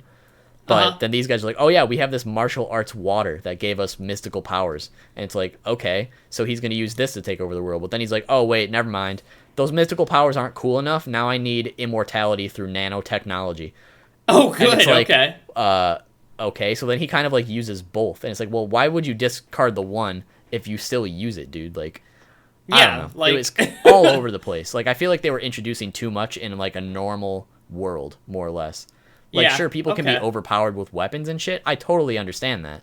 But when you're introducing, like, someone can, like, alter gravity into this world, it just seems far-fetched. Yeah, especially when that precedent hasn't been set before. Yeah. I don't know. It's something. Like, I enjoyed reading It is something. I didn't regret it, but I guess it kind of makes me appreciate other series a little bit more in a way, because I see like what they stood out with and what I liked better from a writing standpoint. Those kind of things. You have to be able to know what good literature is to be able to understand what bad literature is, and vice versa. Like, one doesn't exist without the other. Like, I think if I would have read this as a kid, I would have loved it. But nowadays, like, having seen so many other shonen at this point, I feel like it doesn't really stand out a whole lot. Yeah, I can see that for sure. But that is Black Cat. Yeah. So speaking of other shows that you like a lot, we recently read One Piece for this week. We did. I forget what chapter it is, but we'll have it listed below in the time codes if you want to skip. So spoilers here. So, yeah, Marco's here. Marco shows up right at the end. That was, like, the big reveal. So I'm glad you gave a spoiler warning for this part specifically. I'm super hyped, honestly. I spoke with a different YouTuber on one of their podcasts a few weeks back, O'Hara. He has a podcast called The Wano Report, where they just kind of talk about what's going on. And he mentioned the possibility of Marco showing up with Catboy. I forget his exact name, so I'm just going to call him Catboy at this time. Okay. But he mentioned that possibility, and I think I was like, well, I could see it happening, but at the same time, I don't really know, kind of thing. That's kind of what my stance was. But so you were a hot take exposed. It happened. Like, Marco's here. Exposed. Marco's here. But I guess that already is super hype. I feel like Oda's at this point is kind of like, all right, well, the Big Mom Pirates are here, so we need to kind of get them back into the fray. Like, he yeeted them, and they just been like gone at the bottom of the waterfall this whole time apparently. But now he's like, all right, but well, now they're coming back. Yeah, but if he brings them in, there's going to be so many different elements at play. I feel like he's kind of like, all right, I need to set these guys back even further. Like, let's just cuck the Big Mom Pirates one more time. Marco. With Marco and friends showing up. Because there were two... Oh, yeah. Two little faces at the very end. And one of them's clearly Catboy. Yep. But the other one, I think, is up for interpretation. So who do you think it could be? I know we talked about this slightly, but... I think it's Izo. I think that you said that, and once I looked it up, that's exactly who it looked like to me. I think it makes perfect sense for it to be Izo, just because we have, the history with where he's been in Wano in general already, his sibling, all that jazz. But to me, it also kind of low-key looked like it could be someone like Jewelry Bonnie. I don't know. I feel like that's kind of a stretch. She really has nothing to do with what's going on, but... I think it's Boa Hancock. I mean, that means Kobe got fricked. So, F in the chat for Kobe, dude. No, I think it's Izo for sure. Yeah. I think that just makes the most sense, and I think that's where it'll end up going. Yeah, I also really liked the new... I mean, it's not really new, but, like, the first, like, up-close glimpse of the powers from the worst generation. Yeah. For Kid and for Apu. Mm-hmm. Like, we've only seen, like, little bits of it in Saba Odi, more or less. But I feel like, a couple chapters ago, or, like, the last chapter, I forget which one it was, but when Apu first, like, showed up and started fighting Luffy and Zoro, and he just, like, wrecks them immediately. I think it's kind of, like, a good weakness, more or less, that if you can't hear it, you don't get affected by it. Yeah, I feel like that's kind of a good way to get around it. And Brooke's gonna fight him. I hope so, because... There's no way they're not going to make the musical Straw Hat fight the musical worst generation. I didn't even connect those dots. That's why I said that, not even the ear thing. See, my whole thing was... Before we streamed, I said that. And what did you say, Brandon? So before the podcast started, I said, I get why they'll fight, because he's a skeleton, and he doesn't have ears. Yo! So, like, I feel like that would make sense. Like, I can't hear you because I don't have ears. But, like, it makes even more sense. Like, hey... musical Straw Hat versus musical boy. Like, wow, okay. If they don't fight, I'm going to be sad now. Exactly. Yep. Big sad. Brooke doesn't really have any big fights yet. You're right. I mean, he went up against Big Mom the one time, but we didn't get to really see much of that. Whatever. That was not... You cannot count that as a fight for him. Okay, it's more like a sweep. What's the word? A stealth mission. No, well, it's more like a wash. That's what I'm trying to say. He just got washed. Basically, Big Mom shows up and he's doomed. But I guess like that was kind of a redeeming factor for me with Brooke in general, because before that he didn't really do much, and then he just stands up to Big Mom. I'm like, bruh, okay, I respect it. The fact that he wouldn't back down, he was giving it his all. I respect that. I'm glad he did that. but it didn't work. I just like Brook in general. I just like him a lot. I like think all he the needs Straw more. Hats. Yeah, I do too. Except He's my for least Jinbei. favorite. But Ooh. yeah, Jinbei's my least favorite. That's a hot take. So you know what? Speaking of Jinbei, something I don't understand real quick. So so he's been basically confirmed as a Straw Hat for a long time now. But you know how like in all the cover pages and color pages, he's been like just absent from like Straw Hat related stuff. So apparently the reason for that, according to Oda, was he said that there's like some new physical alteration to Jinbei, and he didn't want to spoil that before he's re-revealed in the story. So that made me kind of think like, maybe like he got like one of his arms ripped off by Big Mom or something, like while trying to escape, like or like a huge scar or like some big thing like that. Yeah. But then he showed up and he looked the exact same. He was very like, normal. What happened? Like, so maybe something will happen in this arc. I mean, maybe, but like, why not show him in the cover pages then? I mean, like, unless he's got like some hole in his stomach that we can't see because of his clothes. Like, I don't know. Yeah, I get that, but like, he also wasn't there until this. Yeah, and like, and that makes sense. Like, not to show him. And when he shows up, he's like, now I'm part of the crew, and I mean, like, he had like confirmed it, and it had been like set in stone for so long, but like his return to Ueno is like him joining the crew. Yeah. Right? Like that's the official part of it. So like it makes sense that he wasn't in it before then. I would agree too. I was just kind of wondering like what this physical thing would be, why he can't be shown, but I guess that makes sense. That something might happen to him in Ueno then. Would be how I would interpret that, but I could also be wrong, and then I'd just be confused what that even means. Man, he's gonna be shook when he runs into Big Mom there. Fact. Yeah, he is. Be like, and Kaido are both going to be there, and man, not bueno. Mm-hmm. I'd say overall though with this chapter though, I really enjoyed it. Like it had some funny aspects, like Sanji getting cuffed at the brothel. That's not okay. Chopper's face staring at that old lady. And then we got a little more action with Kid, Luffy, Zoro. Not too much, but Who's Who showed up. And the start of the fights are really beginning to go here. Mm-hmm. I think things are really about to hit their full stride in the climax in the coming months. Yep. It's going to be, I think next year in particular for Wano is going to be kind of lit, more or less. Because I feel like by the end of the year, it's got to be at that point where like the rest of the year is just going to be constant, like what the hell's happening type of stuff. Do you remember when Oda said, remember when Oda said there'd be 3 arcs in 1 year? Yeah, that didn't happen. It didn't. It was Whole Cake, Reverie, and Ueno. He said those were all 3 going to be in the same year. Didn't and I was like, okay, I get that, but then it just didn't happen. Yep. I feel like whenever they give estimates of when something's going to end, it just is way far off what they predict. I just hope they don't start trying to like rush it too much. Like skipping over a lot of the off-screen fights is already kind of sad, but we'll I'm going to give it hope. I still have a lot of hope. Yeah, it's all about the journey, not the destination. Yeah, yeet. Then also, My Hero Academia had a chapter last week. Yeah, I don't think the new one's out. So Shigaraki woke up. He woke up. He's not very happy. Gigantomachia is freaking out. He's big happy. Toga is pissed. Yeah, for her friends. Honestly, everybody's pissed. But everyone's pissed, also about to die. That's part true. 6 incoming? Question mark. The end of the heroes is what it said. So like something bad's gonna go down. I honestly, in your opinion, do you think that Endeavor's gonna die here? Do you think that the number 1 is going down? Because he's about to fight Shigaraki head on. So I really wonder what's gonna happen with that. Because like I know, for instance, like Decay, it has to like be touching something to work. Well, but not he's anymore. also all for one now. Not anymore. It doesn't have to. They showed that. Yeah, apparently.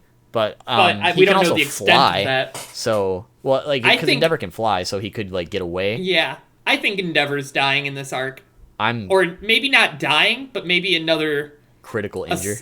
A similar to All Might type thing.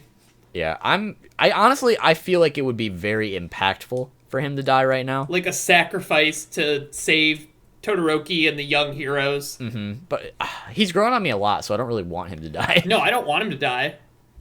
I'd like him to... I'd like Hawks to come back and do something.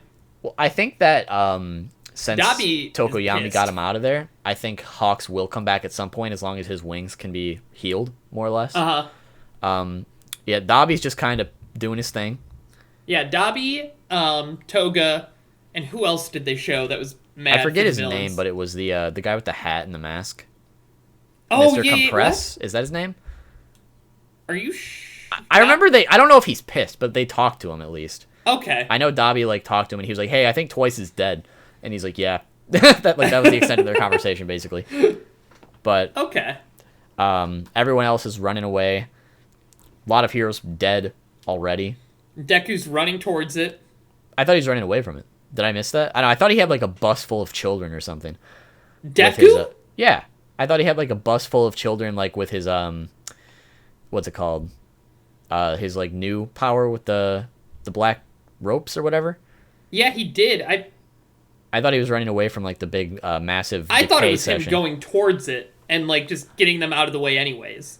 Oh, I could be wrong. I actually don't know. I feel like he was running away. I mean, just knowing Deku, I think eventually he'll end up there. So yeah, that would. Whether yeah. he's running towards it now probably isn't super important.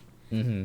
But I think it's super interesting the fact that apparently, All for One, like his quirk is now officially in Shigaraki, and he just has a copy of it. Like just the fact that you can copy All for One in general, like, bruh.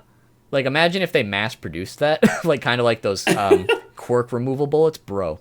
That would be rough. Like I know they can't do that at this point because apparently just putting it in Shigaraki in the first place was like this huge forever, thing. Yeah. Yep. But damn. Yeah, who's gonna fight Gigantomachia, do you think? Bruh. I feel like, everyone's gonna escape from the initial decay blast more or less, and they're gonna be like, damn bro, that sucked. And then Gigantomachia is just gonna stomp on like a big like I don't know, like 3 or 4 heroes will just be chilling like, damn dude, that sucked. What are we gonna do? Squash.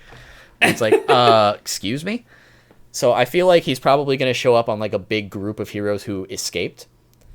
And then that's going to be a big problem for them because they need to get the injured out of there. They need to get civilians out of the way. But they also got to fight this thing. But they also, like, if anyone knows about Gigantomachia, they also know that, like, it's going to be insanely tough.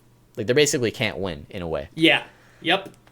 So and the whole League of Villains couldn't win. Barely. Yeah. And then Dexter is going to probably get pissed. Oh, yep. He's again. Still not happy. Oh, like, this arc has honestly been, like, great so far. I like this a lot, yeah. I feel like the one slow arc we've had recently was the one with Class 1A versus 1B. I feel like that kind of drugged just because of the skip or like the gap weeks or whatever, but ever since then it's been just picking up nonstop. Yeah, I agree. That was with when they were trying to see where old mind control boy was going to go, right? Yeah, and Deku also learned about his ropes, like that whole arc. Yeah. Then I think right after that is when it went to the villain arc, and then now we're villain here. arc I liked a lot too. Yeah. And then this arc I like. So My Hero Academia has been kind of on fire lately. It's going good. Yeah, it's cementing itself among the new big 3, I think. Yeah, I think it's going to become definitely like, as long as it doesn't like, trip the landing, as long as it can stick it, I feel like it's going to be probably a top 10 shonen easily. Yeah. And the ending is, to me, the most important part of any story in general. Yeah. Like, I can't believe Bleach and Naruto shit the bed so hard. A bad ending can just ruin the whole story. Fact. For sure. Like, look at Dexter, look at Game of Thrones. Like, there's some bad ones out there. Yeah, I guess just having seen so many bad endings, it makes me appreciate the good ones that much more. Yeah, even if I'm like indifferent about it, it's still way better than like, oh, that sucked. I hate this. Then, oh, you're a lumberjack? That doesn't make sense. Why are you doing that? Oh, I'm just gonna kill everybody because of bells. Yeah, you know what? Woke up today, not feeling so great. Let me kill everybody. Game of Thrones was fun. It was fun for a long time, but not anymore. Maybe the prequel series will be cool. I don't know if I've seen anything go from so popular to so forgotten than Game of Thrones. Yeah, it's because the ending left that sour of a taste. It was that bad for that many people. Like, even with the series that, no character has ever been safe, I think the fact that they screwed up that hard really shows something. Yeah, especially if you look at this point, Game of Thrones spoilers, I think, are fair game. Yeah. But, like, the first, season ends with the main character, quote-unquote, dying, getting their head shot off. Yeah. And so, you're... From that point on, you're like, oh, shit, anything could happen. And for a long time, that kind of does, like, basically anything can happen for a long time. Like, I cannot tell you the amount my mouth was dropped at the end of season 5. Because, like, I could not believe they did that. And, like, obviously, it didn't matter in season 6. But just the fact that it happened, period, and, like, that's what they left us on, I was left us shook. on for a year, I was shook. I was pissed. But, like, I knew that going in, that could always happen. So, like, I wasn't like... happen to any character. I wasn't like, oh, I'm not going to watch the series anymore. Like, I would... even if he was dead forever, I would never have said that. I would still have kept watching it, yeah. But, god damn. What happened? Ending, what happened? There's just so much bullshit and ass pulls in the end. I think they needed 10 episodes, and they just didn't... They just needed, like, 2 more seasons, honestly. Like... Yeah. Like, if they wanted to go with Daenerys going down that path, more development, and I would have understood. But just like, oh, a couple of my friends died, and bells are ringing. It seemed like they just thought of that at the beginning of that season, that's what they were going to do. Yeah. I hated in some of the commentary after episodes, and like, oh, we always knew that Daenerys was going to go down this Mad Queen path like her father. Are you kidding me? No. Like, maybe you've, like, maybe you guys foreshadowed didn't it. Show it to us, yeah. Like, I feel like they probably foreshadowed it a couple times here and there. But, hard but, you can't, like, foreshadow that and then bring it to the end without filling in the gaps in between. Like, yeah. You can't just snap a finger and, like, make that huge of a change. It's terrible. Foreshadowing is not the same thing as character development. For sure. Like, they can say they foreshadowed and knew all along, but if they didn't develop that character to make that make sense, then you're going to have your show forgotten in a year. Big fact. After how long it's been built up and remembered, and a cultural icon, after one bad season, you're going to be forgotten about. Big facts. But something that won't be forgotten about that also is coming to an end is going to be Attack on Titan, which had a new chapter today as well. It also had a new trailer recently. Oh, for the anime. For the final season. So, I don't know if you watched the trailer. But they called it the final season? Yeah. And they already, like, they showed a lot of things with, like, in that little trailer. And, like, some of the things, like, way, way, way later in the arc are already animated, which is crazy. Really? Yeah, okay, like, they showed, check into that. What did spoiler they show? alert. They showed, for instance, that one scene of Eren putting on his coat with his, like, 12 abs. Uh-huh. They showed, the Warhammer Titan. They showed, wow. the flashback of Ymir. Okay. They showed... I'm trying to think of what else. They showed, like... I'm fairly confident that they showed something about the walls. I'd have to go back and watch, but the trailer itself showed so much of, like... if you didn't know anything about it, you'd be like, what is happening, dude? Yeah, okay. So, just the fact that they already have that much going on is pretty crazy. But in terms of animated, did they have... Is this, like, the beginning of the time skip, or is the time skip already animated? I want to say how the last season ended was basically... Like, with them. Get to the ocean? Yeah. So, basically, this final arc is going to be everything after that to the end, to my understanding. Oh, that's going to be so fast-paced. Yeah, it's going to be nuts.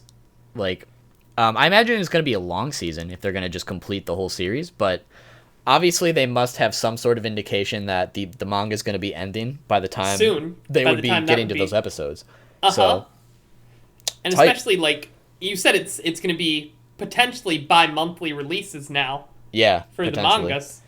So they probably only have a handful of chapters left if they're going to try to match that with the anime ending. Mm-hmm. Well, I imagine based on what happened in this chapter we're talking about right now, like they just got on the ship and they're heading towards Eren. Either that or they're trying to get the planes working on the ship on the way to Eren. One of those two things I kind of missed. That's what they're trying to do, is the plane part. Either way, they're trying to get to Eren right now. So I imagine this next chapter is going to be basically a lot of them figuring that out and then getting on their way. And then probably the chapter after that will be when they arrive, is my hypothesis. So I'm thinking that they're going to get to Eren. We're going to have like maybe a chapter or two of figuring things out, and then it's going to be like the big climactic moment, is what I'm thinking. I think that there's probably somewhere between 5 and 8 chapters left. Mm-hmm. I think that's very realistic. Because I could see them just getting things figured out and being at the island in this next chapter. Mm-hmm. It mainly just depends on how long the actual like big climactic. Yeah. I mean, I'm sure there's gonna be some sort of fight, obviously. So like whatever that ends with is gonna be like the however many chapters that takes, and then probably an epilogue. And I feel like we're done. Yeah, I can see that for sure. And I think this is another one where it's really important to stick the ending. Yeah. Oh yeah. It like so far Attack on Titan has went from decent, like all right, I'm not gonna say decent. I'm gonna say very good to like out good, masterpiece level. Great to like top tier. Like going back through it is gonna be a blessing, and I feel like as long as he sticks this landing, it's gonna be like a literal modern classic. It's gonna go down in history as like must watch anime for everybody. Yeah, and I think even more, like must like read literature too. Like there is a lot of good literary techniques and symbolism things within this to a similar level of Berserk. I think it can get to. And also just like the sheer amount of like foreshadowing from the beginning even is like crazy. Like I can't imagine having this whole story planned out and all like the little nuances you need to like include here and there. That's and, like, so much work. Yeah, it's crazy what this man's brain is capable of. Like, even just after Attack on Titan, like, I've heard that he wants to do a different series after this, like, after, like, taking a good break, obviously. But if he's capable of this, I can't even imagine what his second series would be like. Yeah, that would be... I would definitely check it out. Like, that's... I think he could totally blow this ending, and I would still be interested in checking out his second series. Yeah, he would have to really, really, like... Dexter times 2 level bad to ruin the series at this point. But like obviously we just talked about a bad ending could literally ruin a series and no one will talk about it. So I mean, I'm not going to say that won't happen, but I'm going to say I have faith that it won't. Yeah. Okay, so this will be our closing topic, but do you think Dexter or Game of Thrones had the worst ending? I thought a lot about this, and I think to this day, I think Dexter's ending still pisses me off more. But I think that it's very close. Like, the fact that we even have to compare the two is sad. That's awful, because, yeah, I think you're right. I do agree that I think Dexter... The fact that Dexter still sticks with me how many years later, and Game of Thrones has only been, like, a year or two? Like, I don't know. Was it only a year? I think it's only been a year. Yeah. I think the only redeeming factor of Game of Thrones is that they tied up some loose ends. Whereas with Dexter, they're just like, Dexter, fuck they it, didn't. dude. Fuck they it. We're said, here you go. On. Fuck everybody is what happened with Dexter. Where at least with Game of Thrones, they're like, okay, you know, you're going to be the king. You guys get to do these things. You know, you're alive. Thumbs up. You know, like there's at least resolution there. As stupid as it is. But with Dexter, it's like, hey, we're killing your sister. We're sending your son off with this serial killer and you're going to be a lumberjack. That's the story. That's how it ends. That's what it is. Yeah, like what? That's baffling. Baffling. But... yeah, I don't know. I would say I still think Dexter's is worse, but Game of Thrones is a very, very high up contender for worst ending ever. Okay, I do want to point out what Gentleman said in the chat. This is what I was thinking too, is I felt more ready for the Dexter ending to be bad than Game of Thrones, which I agree with. I think Dexter had a worse lead up to the ending, if that makes sense. Like the last few seasons were off the rails. Yeah, they weren't great. Whereas Game of Thrones, like, they were all good up until that last season. Yeah. Honestly, I feel like if you would have ended Dexter after season 4, it'd have been, like, a top-tier series. It really would have. Yeah, I agree. Like, I like some of the later seasons, definitely aspects of them, if nothing else. But season 4 was, like, the definitive, like, oh, shit, this would be, like, a terrible but great ending. Like, it would suck in the context of, like, oh, this is a sad ending, but it's still perfect. It's kind of like how if you would have ended Bleach right after the Aizen's defeat, that would have been a really good ending for Bleach, but they kept it going. Yep, and that's where we got in the manga to be rough too, which hopefully will be animated, but yeet. Well, I don't know if I'll watch it unless it restarts like it does like an abridged version of the beginning. To end it off, we're gonna go over a sick diss track that was done on to me by none other than T-Wizard, if I'm not mistaken. Yeah, I don't think she's here, so she'll be very perplexed to hear about this. But so I'm gonna bring it up on screen, and we're gonna dissect this diss track beat for beat, because one of the nuances or the point of this diss track was that Latin is involved. So big excited here. So basically, we're gonna go through it and we'll do some translations. Like we'll look at the translations, see how it checks out overall. So the first line here, I don't want to hurt your feelings, so let's start this off nice and easy. No Latin to be found. But then we have puto vos esse molestissimos. And I hope that comes next. All right, and I hope what comes next doesn't make you queasy. So what that means is I think you are very annoying. Oh, I am upset already, bro. I'm upset. All right. So our next bar is with every 101 fact vid you release, the more morologus S. Which You're talking means like a moron.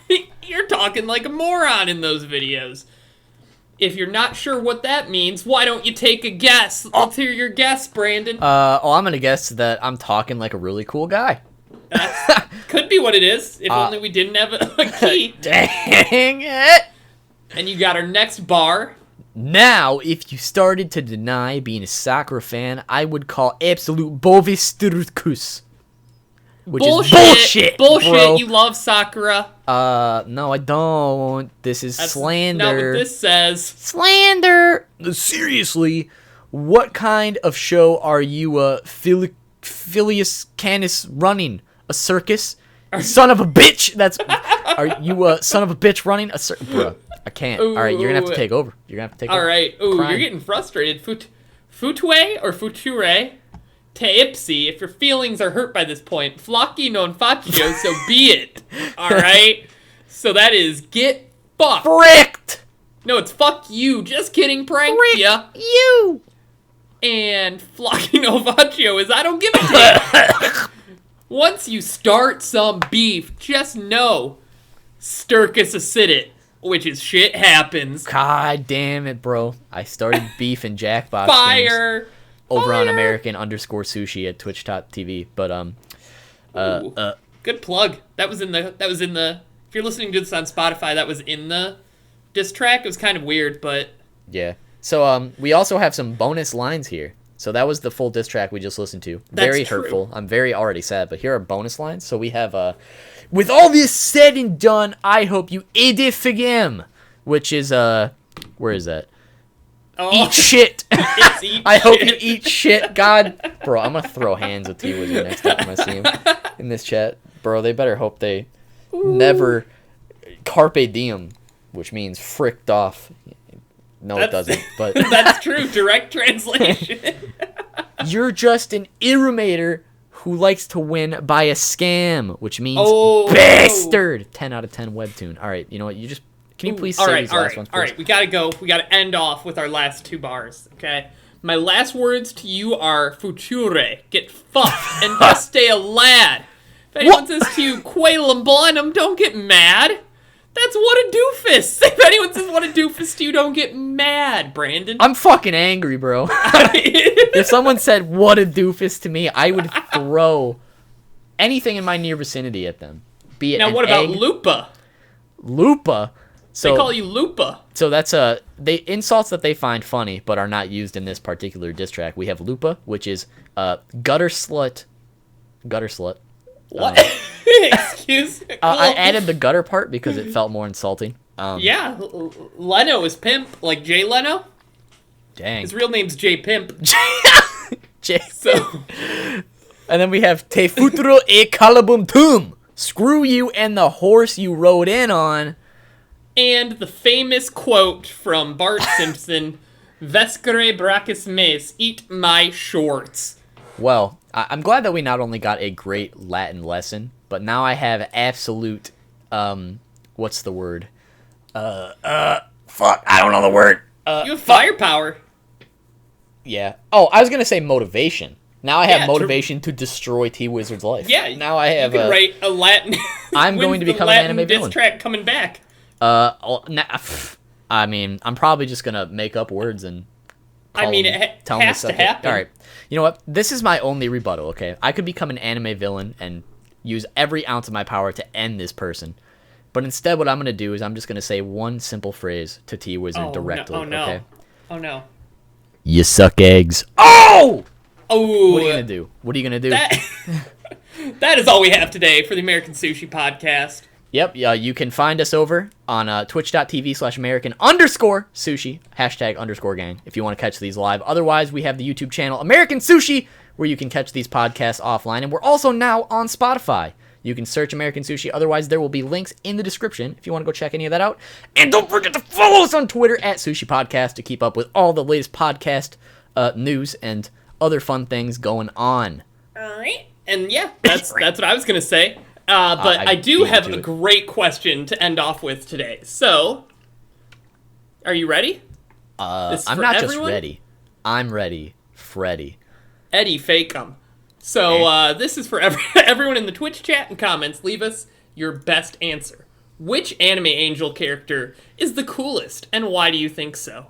There you go. Let us That'll know. be We're it. pumped to see all your answers. Did you say anime angel character? Anime angel, yeah. I'm going to have to go with... Oh, you never know because the podcast's over. Ha, got him. All right. Bye, guys!